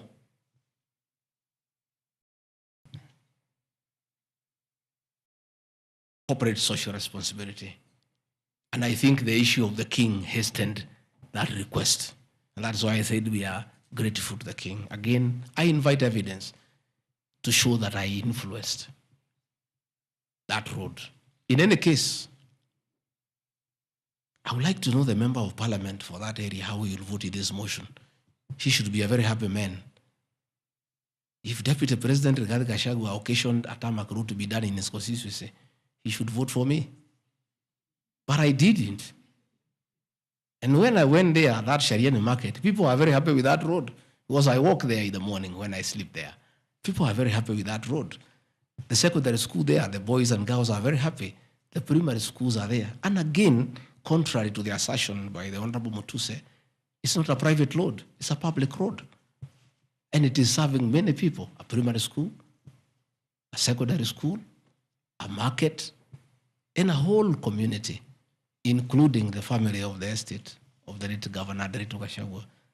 We are just beneficiaries of good deeds by our government that were hastened by the arrival of His Majesty the King III.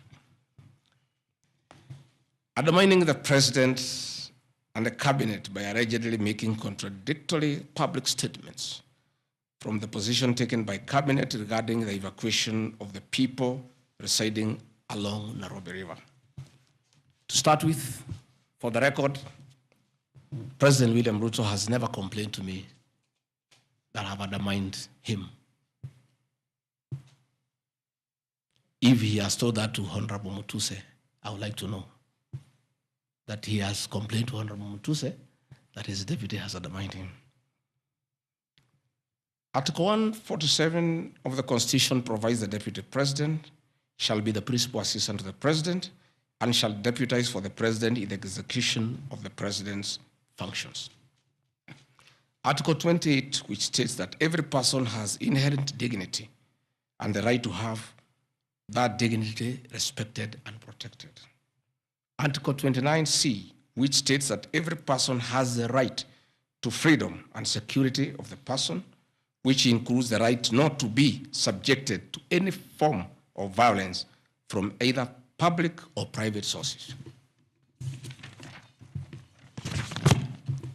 Section 152G1 of the Land Act, which states that notwithstanding any provisions to the contrary in this act or in any other written law, all eviction shall be carried out in strict accordance with the following procedures. A, be preceded by proper identification of those taking part in the eviction or demolitions. B, be preceded by the presentation of the formal authorizations for the action. C, where groups of people are involved, government officials or their representatives to be present during an eviction. D, to be carried out in a manner which respects the dignity, right to life and security of those affected. Include special measures to ensure effective protection to groups and people who are vulnerable, such as women, children and elderly and persons with disabilities. F, include special measures to ensure that there is no arbitrary deprivation of property or possessions as a result of the eviction. G, include mechanisms to protect property and possessions left behind involuntarily from destruction. H, respect the principles of necessity and proportionality during the use of force and give the affected person the first priority to demolish and salvage their property. Critically, our Constitution provides at Section 147(2) that first, the Deputy President shall perform the functions conferred by these constitutions and any other functions of the President as the President may assign. Pursuant to Article 3 of the Constitution, I, as well as every citizen of Kenya and state of public officers, have the obligation to respect, uphold, and defend the Constitution in performing any of my functions. The national values and principles of governance contained in Article 10 of the Constitution by those state organs, public officers, and all persons, including myself as the Deputy President, wherever we make or implement public policy decisions. In relation to this matter, these national values and principles include the rule of law, democracy, and participation of the people, human dignity, equity, social justice, inclusiveness, equality, human rights, non-discrimination, and protection of the marginalized. Adherence to these principles became extremely important when we, as state officers, are contemplating legal evacuation of citizens with a duty to avoid inhuman forced evictions that would be contrary to our Constitution and international law. While campaigning with the President, and subsequently when I was sworn in as Deputy President, you can remember, I promised as a key pillar to the Kenya Kwanza government that there will be no forced and unlawful evictions, and that all evictions shall be human and entail legal compensation. You remember my inauguration speech. I said never again shall this administration carry out inhuman evictions in a brutal manner as was done in the previous administration. I and my office, the Office of the Deputy President, have undertaken extensive engagement with all parties in regard to the cabinet decision on eviction, which I fully support, including the Nairobi River, which is an entity under the ODP and County Government of Nairobi. Adherence to these principles become extremely important when we as state officers are contemplating legal evacuation of citizens with a duty to avoid inhuman forced evictions that would be contrary to our Constitution and international law. Guideline number 6 of the United Nations General Assembly, guidelines for the implementation of the rights to adequate housing, prohibits forced evictions, and the state should ensure that any eviction under domestic law are fully compliant with international law. The guidelines further require meaningful engagement with communities to ensure that the rights of residents are implemented cooperatively without the need for eviction procedures or police enforcement. I have supported the implementation of cabinet directives on the eviction, safe for the fact that on being informed that each person residing at the Nairobi River was being evicted and paid only 10,000 shillings, which I and many other Kenyans felt inadequate compensation for eviction. I insisted that the government should abide by constitutional dictates and international norms while implementing any cabinet decision, including eviction, and maintain the dignity of citizens of Kenya facing evictions. My statements did not and cannot be construed to undermining the president, because the president, like me, sought to defend the very Constitution. I hope I'm very clear. Am I clear? I cannot, I will not oversee, supervise, forced, brutal eviction against the people of Kenya. That I will not, and I can't. President William Ruto and I on the campaign trail gave a solemn undertaking to the people of Kenya that under our administration, that will never happen. So when I was asked to oversee brutal, inhuman eviction against innocent people without notice, without compensation, without due regard to what the Constitution says, I found it very, very difficult. And I rescued myself and allowed the CS for Interior, the Head of Public Service, the PS for Internal Security to proceed. If that is the reason why Rigathi Gachagua should be impeached as Deputy President of the Republic of Kenya and sent home for refusing to undermine the Constitution, for saying no to brutal an inhuman eviction of poor Kenyans, let it be. Undermining devolution by allegedly holding a meeting in Nairobi. Good people. I'm sure you are as embarrassed as I am. That a deputy president holding a public meeting to talk to the people of Kenya is undermining devolution. To start with, Deputy President Kenyans Gachagua, in the duties spelled out by the President under Executive Order number 1 of 2023, he has the duties to coordinate intergovernmental relations.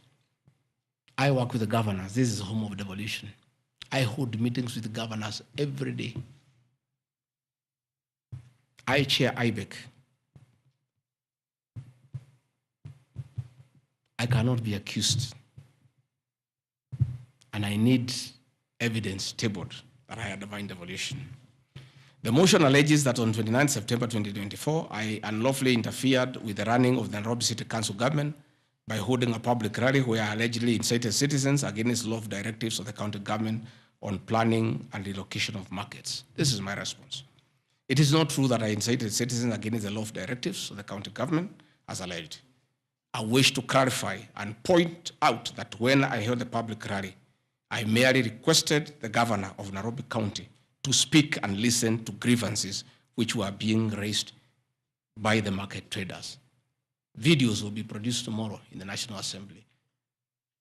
I, Rigathi Gachagua, asking Governor Sakaja to take time to listen to the people and listen to their grievances.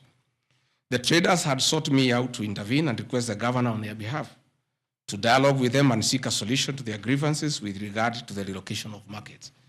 Had the governor listened to these traders, they would have had no business coming looking for me. All I was saying is listen to the people. Before you relocate them, have public participation. Most of those traders have lived in Wakulima market for 40 years. They wanted to discuss with the governor what happens to us, what happens to our customers, what happens to the distances that we cover, what about the extra cost of going to the new relocation? And I think the traders were right. Requesting a meeting with an elected leader is their right. And when they requested me to go and meet them, because they were desperate and they needed somebody to hear to them, I did go and speak to them. Again, this motion alleges that on 20 September 2024, I unlawfully interfered with the running of the Nairobi City Council by inciting citizens against law directives of the county government. The leadership of Nairobi business traders approached me sometime in March 2024 at my official residence to discuss multiple issues affecting business and requested engagement in the resolution and intervention on these issues adverse to business. Consequent to this meeting, I directed that short, medium, and long-term strategies be undertaken, coordinated by the Office of the Deputy President, to address the issues raised that are cross-cutting with agencies including KRA, Kenya Post Authority, Counterfeit Authority, Kenya Bureau of Standards, the National Police Service, Kenya Corporate Board, given that devolution is under the Office of the Deputy President. I was just doing my work. On 11th April 2024, the Small Traders and Government Agencies Technical Committee, coordinated by my office, held a meeting to discuss issues raised by the small traders, including Mudhurwa Market, attended by ODP staff in a supportive role in keeping with the draft framework of cooperation and engagement between government, Nairobi City County, and the Nairobi business traders. Subsequent to that meeting, a meeting on 24th April 2024 between Nairobi City Council and the Nairobi small traders and numerous others, the ODP on 22nd July 2024 invited His Excellency Johnson Sakaja, among other state officers, to a meeting at ODP. Officers scheduled for 22nd July 2024 to review the draft framework of the cooperation and engagement between the small traders and the government of Kenya. On 3rd September 2024, the ODP wrote to Governor Johnson Sakaja and all other stakeholders submitting a final combined draft of the framework for review and feedback. After all the engagement between all the parties and the draft framework, Governor Sakaja decided to arbitrarily proceed with the relocation of Muthurwa Market. That gave rise to the cry by the people. Meetings had been held, a framework had been agreed on. And as an elected leader, as deputy president, I think going to listen to people who are in anguish, who are crying, is responsible leadership. The government that President William Ruto and I lead is a listening government. And going to listen to people cannot be an impeachable crime. I would like to know how members of parliament would want to send me home for going to listen to people who are crying that they need to be listened to. I would like to understand. Undermining devolution by allegedly holding meetings to fight alcohol.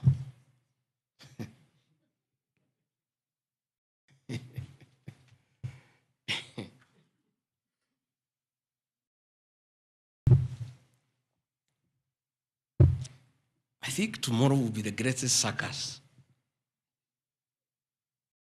Do I call it the theater of the absurd? That Deputy President Rigathi Gachagua,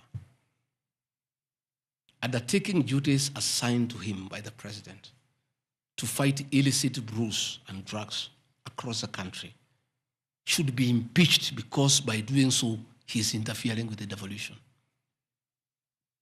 I held meetings in Nyeri, attended by Governor Kahiga, Governor Waiguru, Governor Irogo Kangata, Governor Wamatangi, Governor Kiari Badilisha. I held a meeting in Chuka, attended by governors of Embu, of Tharaka Nithi, of Meru. I attended a meeting in Mombasa, attended by governors of Kwale, a representative of the governor of Mombasa, the governor of Taita Taveta, a representative of the governor of Lamu, to discuss. I held a meeting in Nakuru, nearly with all governors present, and all of us jointly, under my chairmanship, the Ministry of Interior and Governors, we agreed on how to tackle the menace of illicit brews. And we have a good story to tell. Out of those efforts, our young men who are sleeping in trenches are back home. Women are very happy their husbands are back home and they are bringing food. In fact, some children have been born. Some have even been named Gigi because of the effort that I have put in fighting illicit brews.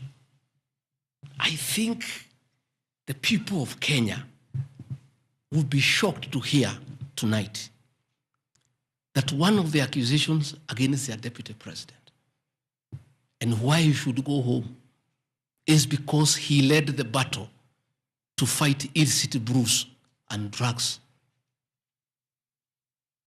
that has caused havoc among our young people. Please,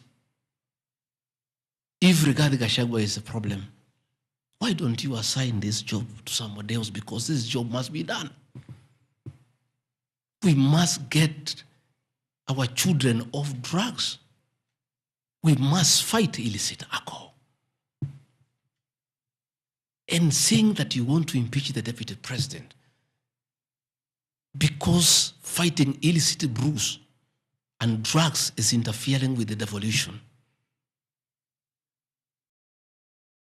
I think this is the greatest joke of the year. Even the 291 MPs who signed this motion, most of them, because I know them, have looked for me personally to thank me for the way I have successfully led the war against drugs and illicit brews. And that is why that sham public participation should have had my responses so that the women could hear that one of the accusations against the deputy president is that he should be sent home because he was leading the war against illicit brews and drugs. I don't know. I think there is something wrong in this country. somebody has sat down to draft a motion to impeach the Deputy President of the Republic of Kenya. And one of the grounds is that he has interfered with the devolution by leading the war to fight illicit brews and drugs. This is a height of absurdity. And Parliament will be the theater of the absurd. I would like to hear what is the nexus between fighting illicit brew and interfering with the devolution. I would like to know. I've never had any governor complain. I've never had any MCA complain. I've never had any Kenyan complain. The only Kenyans who have complained are few. They are the manufacturers who are manufacturing poison under the guise of producing alcohol. Those are the only few ones. I beg the National Assembly and the Senate, more so the National Assembly, to save face, to consider striking this ground before the motion tomorrow, because it sounds ridiculous to the people of Kenya. Again, if Deputy President DP Gachagua has to be sent home for fighting drugs and illicit alcohol, so be it. Sensational statements against the National Intelligence Service and its Director General and other officers. My response. In relation to this allegation, I wish to state that the National Intelligence Service holds a very critical role in ensuring the safety and security of our country. They are responsible for gathering intelligence and share it with all our law enforcement agencies to ensure that the country is safe at all times. Consequently, when the country was caught flat-footed with regard to the scope and extent of the public's dissatisfaction with the Finance Bill 2024, which degenerated in the Gen Z protests, it pointed to the failure of the National Intelligence Service in carrying out its mandate. I am persuaded that the National Intelligence Service ought to have known beforehand that the public was completely opposed to the finance bill, and they ought to have briefed the president before the protests began, as this would have caused a change of tact by government regarding the proposed bill, and protest which culminated in the loss of innocent lives and destruction of property could have been avoided. Hence, I express my opinion, as this is in my public media briefing in Mombasa, and my utterances were not any different from what happens to other countries when there is lapse or failure by the intelligence agencies. Many of you will recall that after September 11th terrorist attack in the US intelligence agencies were massively criticized. An inquiry was even opened to investigate why the intelligence agency was not able to detect and thwart the terror attack. Under the Constitution of Kenya, the government agencies are supposed to be accountable to the Kenyan people, including the National Intelligence Service, and calling them out when there is a dereliction of duty does not amount to undermining them. In any case, the Director General of NIS is not above the law. He is a public officer. Just like the President, the Deputy President, Cabinet Ministers, he too is subject to criticism like any other public officer. In fact, I'll have videos. President William Ruto, as Deputy President, at one time criticized the then Director General of the National Intelligence Service. In another video, he heavily criticized the then Inspector General of Police for the performance. I have learned from my boss how this job is done. It's clear. It's done. I mean, nobody, the President is criticized daily. The Deputy President is criticized daily, and we take no offense. The Director General of the National Intelligence Service is not above the law. He is a public officer. He is accountable to the people of Kenya. And when one feels he has underperformed, he'll be called out. Because that is the nature of the Kenyan state. And this I learned from my boss when he was Deputy President. Again, there was an issue that the President and I committed ourselves publicly that never again in our administration shall ever we allow abductions and extrajudicial killings. Despite the police keeping on misleading the president to say that there are no abductions, you all know, you have evidence on video that they have happened. And that is what I commented, and I said it is wrong.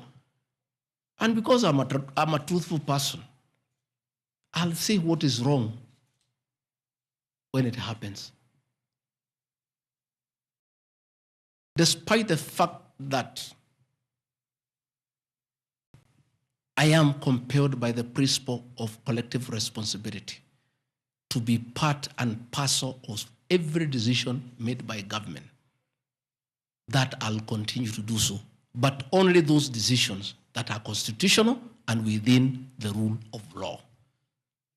Abductions and judicial killings are unconstitutional. I will never support them.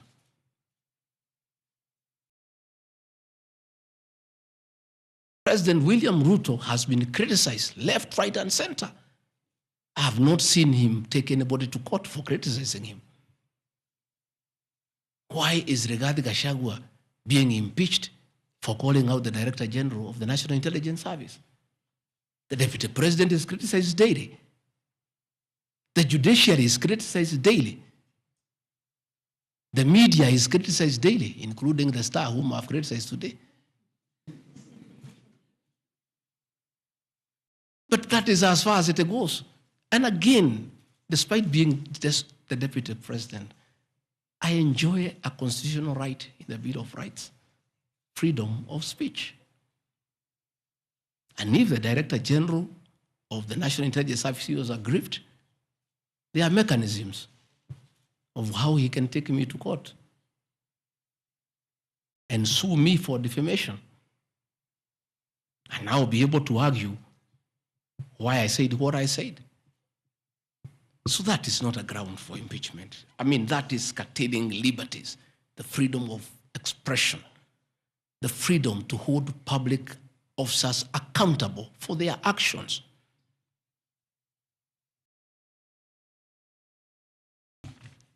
And I want to say finally,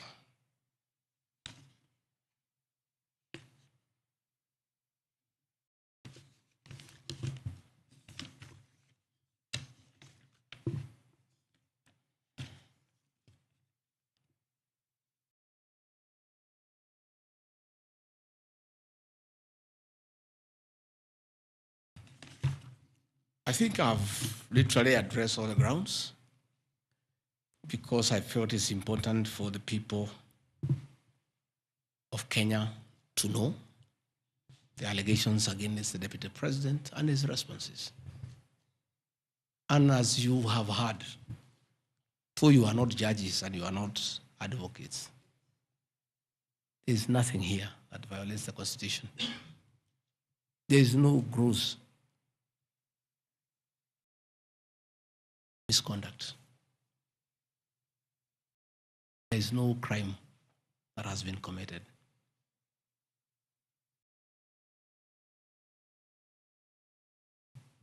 I'm innocent on all these charges, and I want to clarify my apology yesterday to the President did not in any way imply that I'm guilty of these charges.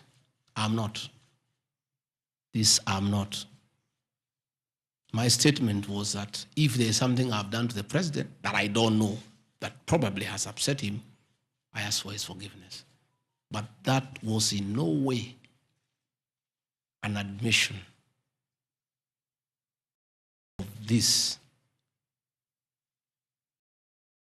ridiculous allegations meant to overturn the will of the people. Finally, in conclusion, I want to say that overturning the will of the people is not a joke. It calls for very serious violation of the Constitution. None of these issues here meets the threshold. We'll go to Bunge tomorrow. I'll be there at 5 for 2 hours, and I'll put my case. In the unfortunate event it proceeds to the Senate, I'll be there again to prove my innocence by way of evidence.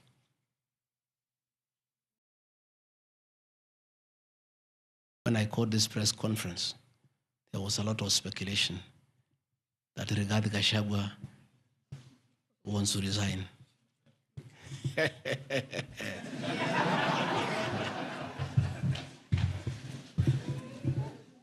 This is a man elected by 7.2 million Kenyans. How dare you suggest to him that he can do so without public participation?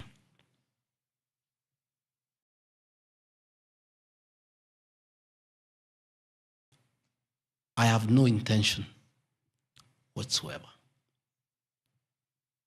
to resign from this job. I'll fight to the end. I have tremendous respect for our judiciary and the professional judges of the High Court, the Court of Appeal, and the Supreme Court.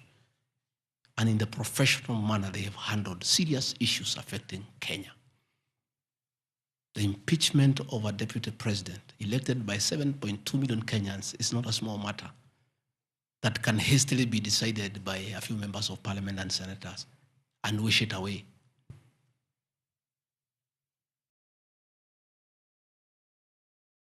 I'll submit myself to independent institutions to get justice. And I'm sure, I have no doubt in my mind that I'll get justice. And this impeachment will be thrown out. And I'll carry out my duties as deputy president. That is why anybody sending feelers to me to resign is a joker. And I found a few of people using my friends to come and sweet talk to me. Please, my friends, I don't want to become enemies with you.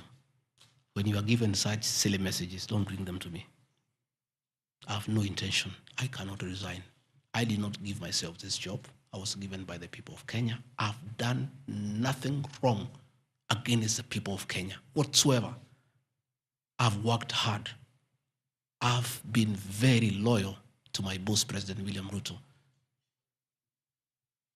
I have worked hard every day.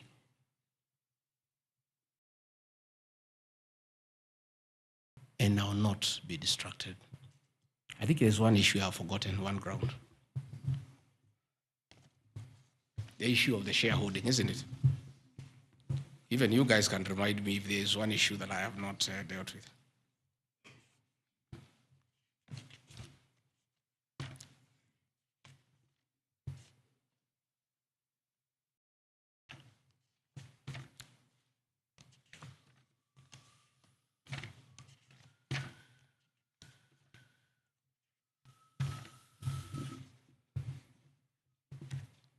Can somebody there give me my notes on shareholding?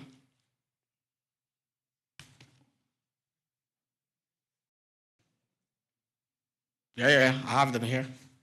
That's okay. Yeah, this is an important one. Yeah, there are several. I had not, there are a few silly ones. There's one that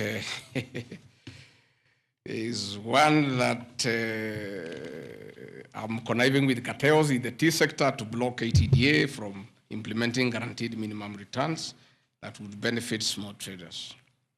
The allegation is not true. No evidence whatsoever has been adduced to substantiate this claim. As far as I know, I've successfully completed my mandate, which was assigned to me by the president, which culminated into creating synergy between people who had taken KTDA to court and suspended the operation of the Tea Act. As a result, the Tea Act now is in operation. The president never mandated me to take over the affairs of the Ministry of Agriculture. He asked me to spearhead tea reforms. I did the tea conference in Kericho, brought all the stakeholders together, and as a result, I created a synergy among all the stakeholders, and we agreed that those people who had gone to court withdraw the cases, and now the Tea Act is operational, and that will see meaningful reforms. As to claims that I have stopped the selling of tea in Mombasa, there is no evidence to that effect, and I want to call upon the Honorable Mutuse to provide that evidence. Again, in matters coffee, I was given a job by the President to initiate coffee reforms, which I have done successfully. I held the coffee conference in Meru for 3 days in 2023. For the last 2 years, I have been working with stakeholders, including members of Parliament and the Senate, which has culminated into 2 bills, the Coffee Bill 2023 and the Cooperative Bill 2023.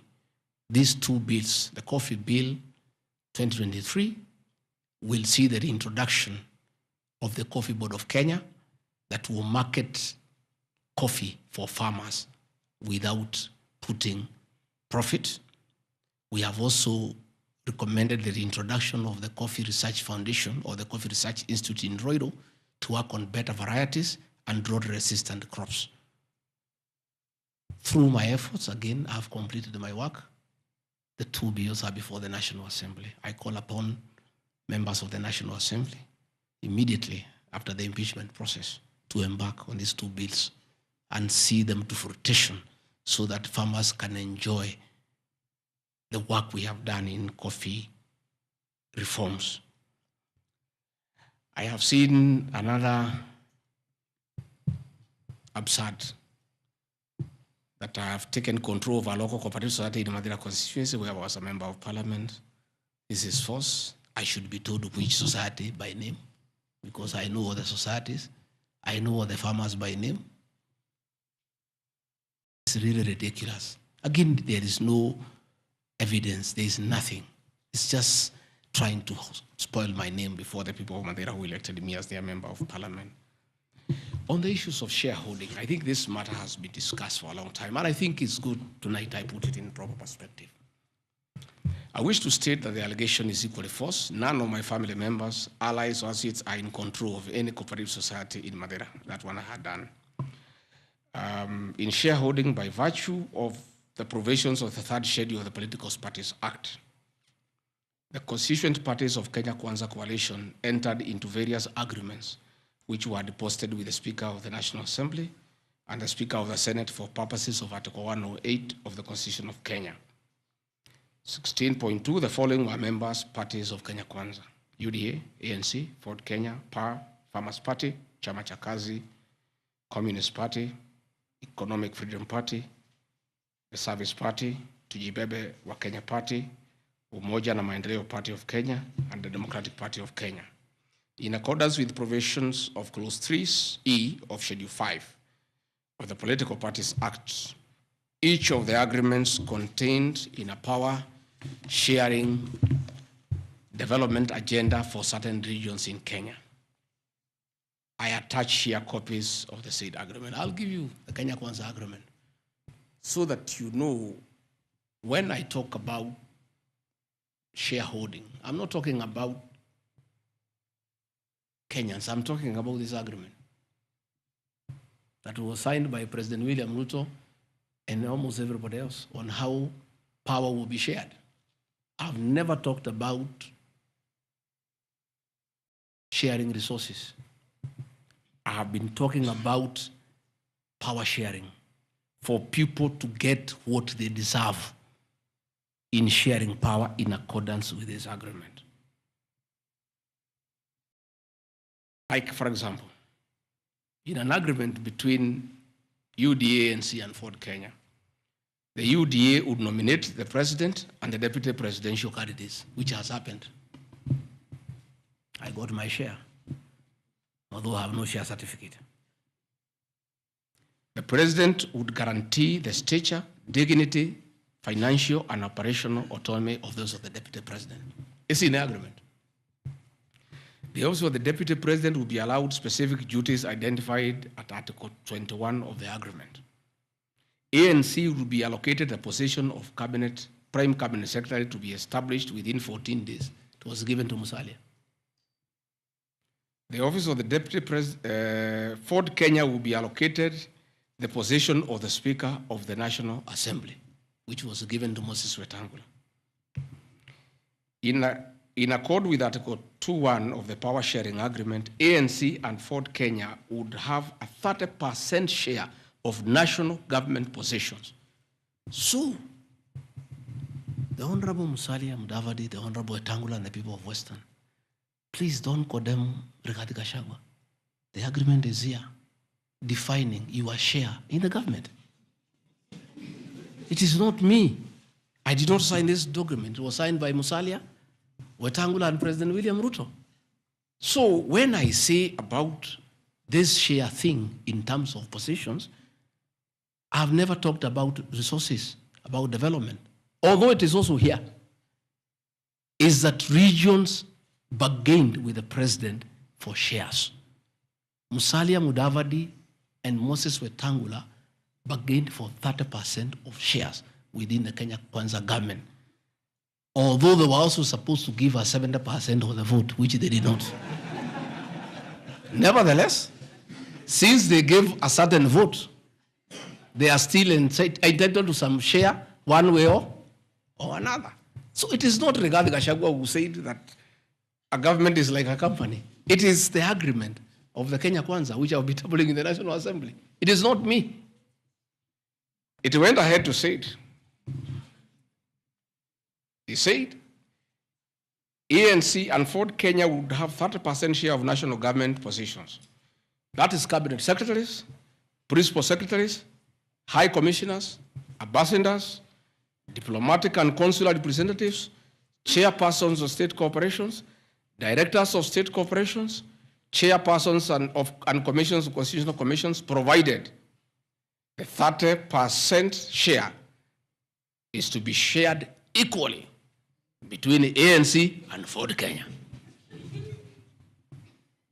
Sasa mimi nikiambia watu wafuate share yao, makosa yangu ni gani? Iko hapa. I did not sign. They went ahead. Musalia Mudavadi and Wetangula. And they must follow these things. Because I will not follow for them because I was not party to the Western agreement. The agreements were with regions. So when people say I'm dividing regions, I'm simply following the Kenya Kwanza agreement of the way it was debated. They went ahead and said, Article 22 of sharing agreement set out a list of priority projects which Kenya Kwanza would endeavor to fulfill in the ANC and Ford Kenya strongholds of Western Kenya between 2022 to 2027 on a priority basis. Musalia Mudavadi and Wetangula signed a package for Western Kenya. I've never had anybody call them tribalists, but they signed an agreement demanding for Western Kenya. They demanded, and it was agreed it will be done. Completion of all incomplete or stored bitumen roads. Construction of an extra 1,000 kilometers of bitumen in Western Kenya. Revival and modernization of sugar factories in Western Kenya. Establishment of new industries identified in Article 22 of the agreement.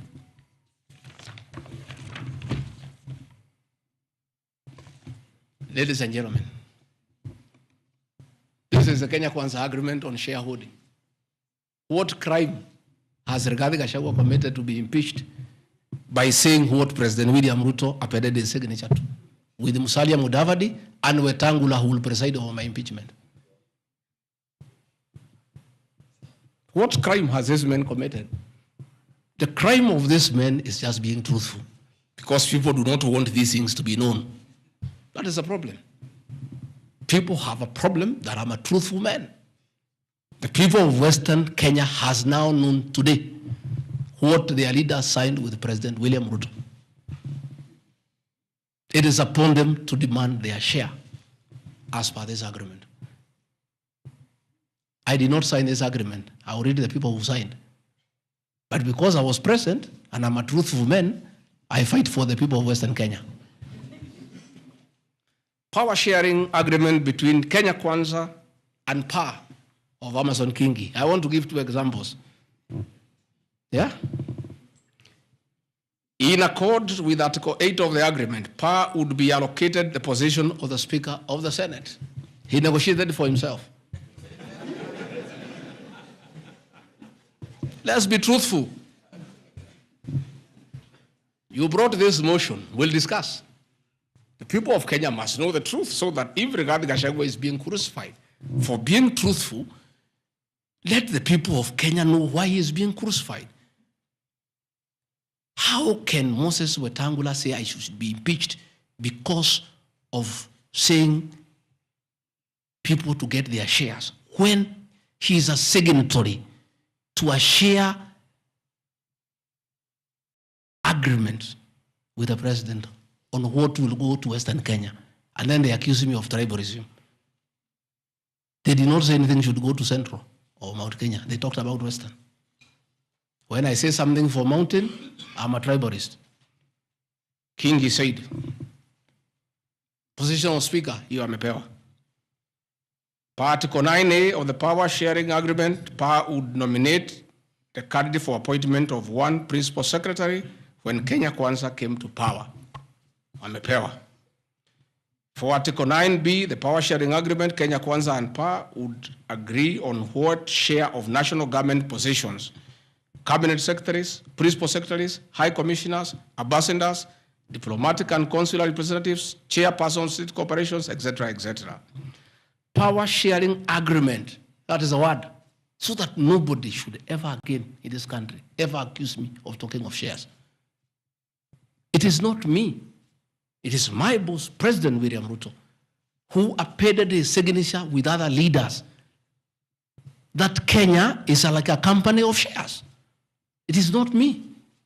And he signed the agreements. Sharing Kenya is here, it's being shared. True or false? True or false? They have shared the Speaker, they have shared the Senate, they have shared Deputy President, they have shared the President. That's what I've been saying. And then I'm being told that I'm dividing the country along ethnic lines. I did not append this signature. I'm just being truthful. That is my crime. People want these things to be hidden so that they pretend to be nationalistic and say Rigathi Gachagua is tribal.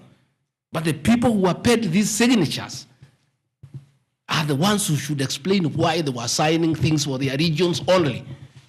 Yet they say they are national leaders. Power sharing agreement between the Kenya Kwanza coalition on one part and the Communist Party, nini. So, Service Party, at least I saw Chama cha Kazi. They say the party leader should get something. Moses Kuria was given something. The Service Party of Mwangi Kujuri got nothing. You know? So, unajua sasa, ile shida iko Kenya hii ni ukora. And people not being truthful. The agreements are here. Like in a Communist Party, they have been making noise. They signed an agreement, they have not seen anybody. Yeah? So,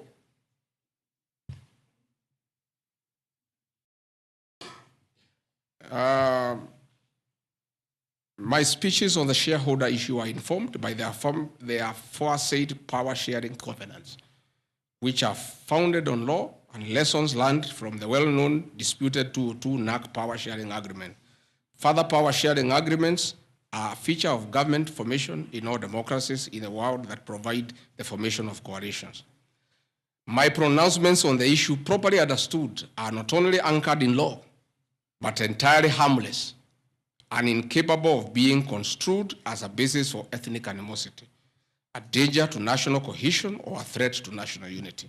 On the contrary, coalition building has been one of the most important innovations since the disputed 2007 elections in ensuring stability, equitable sharing of political power, national cohesion, and fostering of national unity.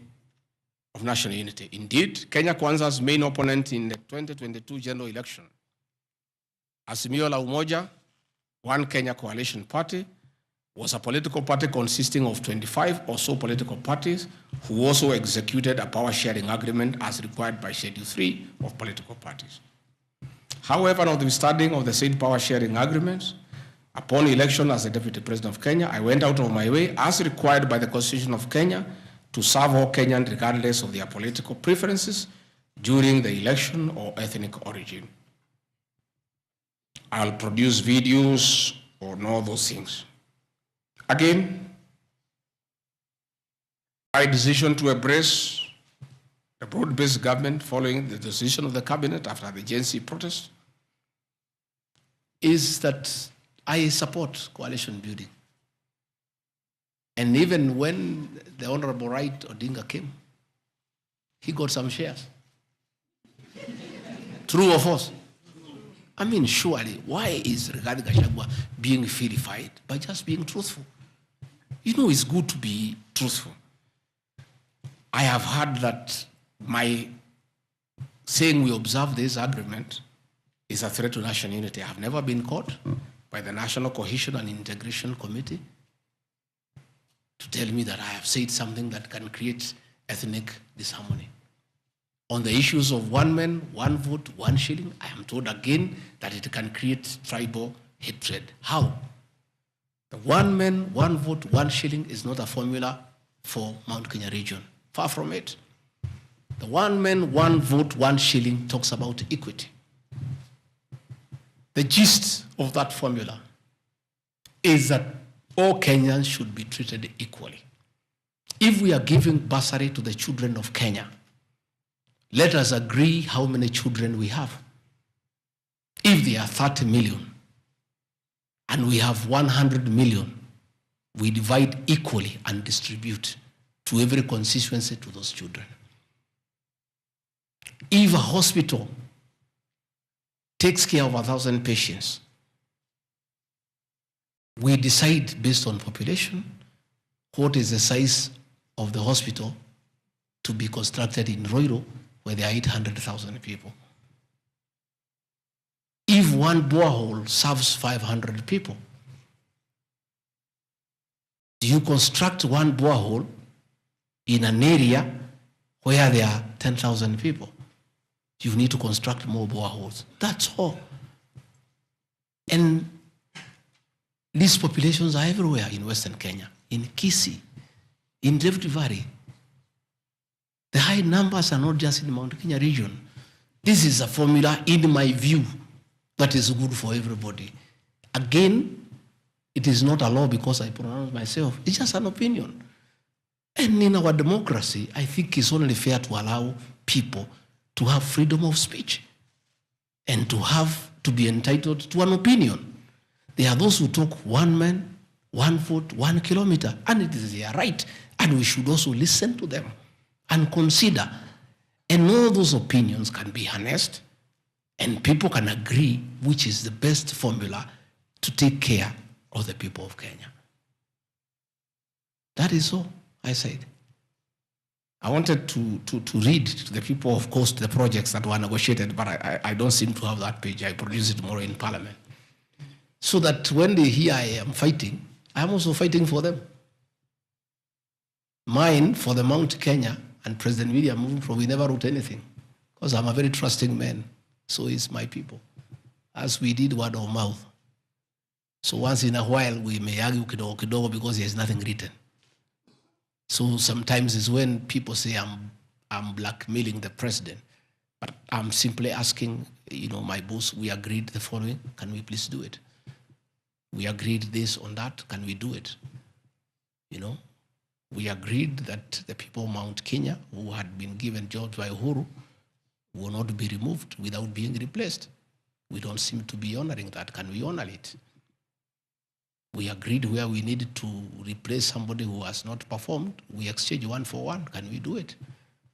We agreed that we need to give Mau Mau roads priority. Can we please do it? Because that is what we agreed. It's simply people being honest with each other and living true to a gentleman's agreement. That is what it is about. So I wanted to explain to the people of Kenya, I am not against any region of Kenya. I am just a crusader for honesty and for fulfilling written and unwritten agreements. That is all I am. I say if we agree on something, please let's do it. If we agreed we shall do ABCD before we are elected, let's do it. If we agreed we shall not brutally evict innocent people. Please, let's not do it. If we agreed that we shall create a good business environment for people to do business, please, let's not do it. If we agreed there shall be no abductions and extrajudicial killings, please, let's be true to the people of Kenya. That is all. So I want to thank every one of you. And because I've been in Parliament, I don't think it's necessary to have questions. I've been very, very clear on no issues, why I called this a press briefing. I've said I'll be in Parliament tomorrow. I've asked my team to try to give you all the materials so that you can also go and digest. But I think I've prosecuted my case before my employers, the people of Kenya. And I trust because the members of Parliament are also listening. They'll be fair, they'll be just, and they'll be true to their conscience and do the right thing, and not hang an innocent man without evidence. I wouldn't mind being crucified if there was evidence, but there's nothing, nothing, zero. I've explained myself to the fullest. I think you and the people of Kenya have heard me. Let me thank all of you for giving me this time, and I appreciate the media for your role to inform the people of Kenya, to educate them, to entertain them, and keep them abreast with what is going on. I want to thank you for your coverage of the short public participation on this impeachment motion, because you exposed it for what it was, and your video clips are very useful for us as we argue in courts of law. You guys are wonderful. You are good people. No wonder you are called the fourth estate. I don't know where we would go in this country without you. We would have so much impunity. We would go back to dictatorship without the media. I want to encourage you to continue to be the watchdog on behalf of the people of Kenya, to protect the Constitution with zeal, to uphold the rule of law, and to call out impunity and corruption. And I want to say, after this impeachment, I want the members of Parliament now to focus on the corruption scandals around our country. The Adani scandal, the issues in public health sector, the glaring theft of public resources. That is what Parliament should consider and take time. And that is what the people of Kenya want. And I really want to thank the media for being a very responsible watchdog on behalf of the people of Kenya. Please continue writing. Where Rigathi Gachagua has gone wrong, please write. But always accord me the right of reply. Don't condemn me unheard. And I want to thank you tonight, because you have really written accusations against me. But I am also to blame because I never called you, isn't it? Now that I have called you, I want you to request you. Every accusation, put my answer. Is that not fair? Let the people of Kenya judge. You want to ask questions? Yes. But not outside this. Okay. Your Excellency, thank you. We appreciate you hosting us here. You have said a lot in the last more than nearly 2 hours, so I'll be very brief in relation to what you said. My colleague Sam Gituk hosted you here on the 20th of September, and you said a motion of such magnitude cannot head to Parliament without the sanctioning of the party at the parliamentary group level and without the go-ahead or the green lighting by the President. Has President William Ruto, in effect, sanctioned that motion now that it's in Parliament? Second, this is in relation to your statement on the 4th of January this year regarding High Court Judge Honorable Esther Maina you have mentioned. You said you accused her of corruption, and you said you'll file a petition, but we never saw you there. You nonetheless said that you have filed a petition. Can you tell the Kenyan people when you have filed that petition? Maybe you can note. This on the same because, Your Excellency, you and President William Ruto hold the ultimate office that must provide answers for the Kenyan people. You therefore are open to accountability, scrutiny, and questions. When you took your oath of office, you told the Kenyan people that the country has empty coffers, that you inherited empty coffers. However, your statement is contrary to what the Kenya National Bureau of Statistics says, that at the time when you assumed office, the country had at its disposal 3.02 trillion Kenya shillings, includes revenue plus appropriations in aid. Why, Mr. Deputy President, did you make such a misleading statement in front of the Kenyan people and the world? Regarding your shareholding question, I'm sorry to hold you to account, Mr. Deputy President, that the context in which you have provided the agreement between the parties, the Kenya Kwanza parties, and your defense is different. This is what we said in Kericho County, that this government, on February 2023, this government is a company, you told the people, that has its shares. There are owners who have the majority of shares and those who just have a few, while others do not have any. You invested in this government, you told the people of Kericho County, so you must reap. You sowed, you tilled, you put manure and irrigated. Now it's your time to reap. Some few months later, the High Court quashed the appointment of more than 1,406 KRA officials. And the judgment? 700 of those officials were either from the Kalenjin or the Kikuyu community. How much of a responsibility will you take, being part of the presidency, of such gross locking out of Kenyans who qualify, who are competent, who merit, yet half of those appointments went to only 2 communities? That's enough. Thank you. One, the issue of Justice Minor is sub judice. I don't want to discuss it because it's a matter before court, but I'll be able to give you the date when we filed so that you can follow the petition. As to the issues that this motion cannot find its way to the Assembly without the President nod, that is true. It can't. It has its nod. As to the issue of shareholding, again, this is a matter that I will be prosecuting. By answering your question, I'll delve into the merits and the demerits of the argument that will come up.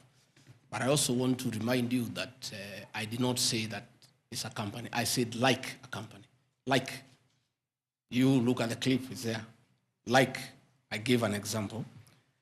And a company has shareholders. I've just read to you, there's 30% here for somebody. That's what I was saying. I was just being truthful without removing the agreement. Again, I am not responsible for making appointments in Kenya. I don't make any appointments. Deputy President does not appoint anybody. You know, the appointing authority. Ladies and gentlemen, because my lawyers tell me we don't want to delve into the merits and the demerits of the presentation that I've made. Yes, Karanja.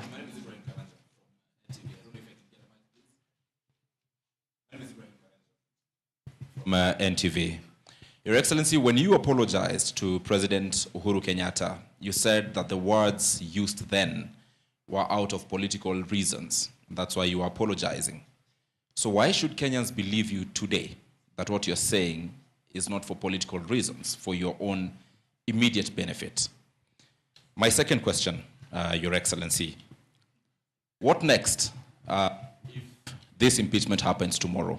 If you're impeached, what next for you? If you're not impeached, then what next in this political marriage between you and President William Ruto? Let's say your answer is what I've discussed here are facts. It's for the people of Kenya to look at the facts and decide whether they have the necessary veracity or not. As to what I'll do or not what I'll do, let's cross the bridge when we get there.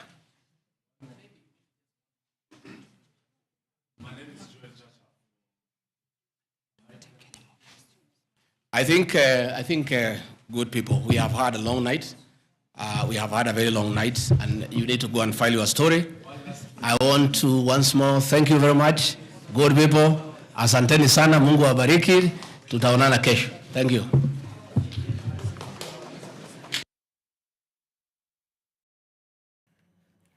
Good evening to you, and thank you for staying with us right here on NTV.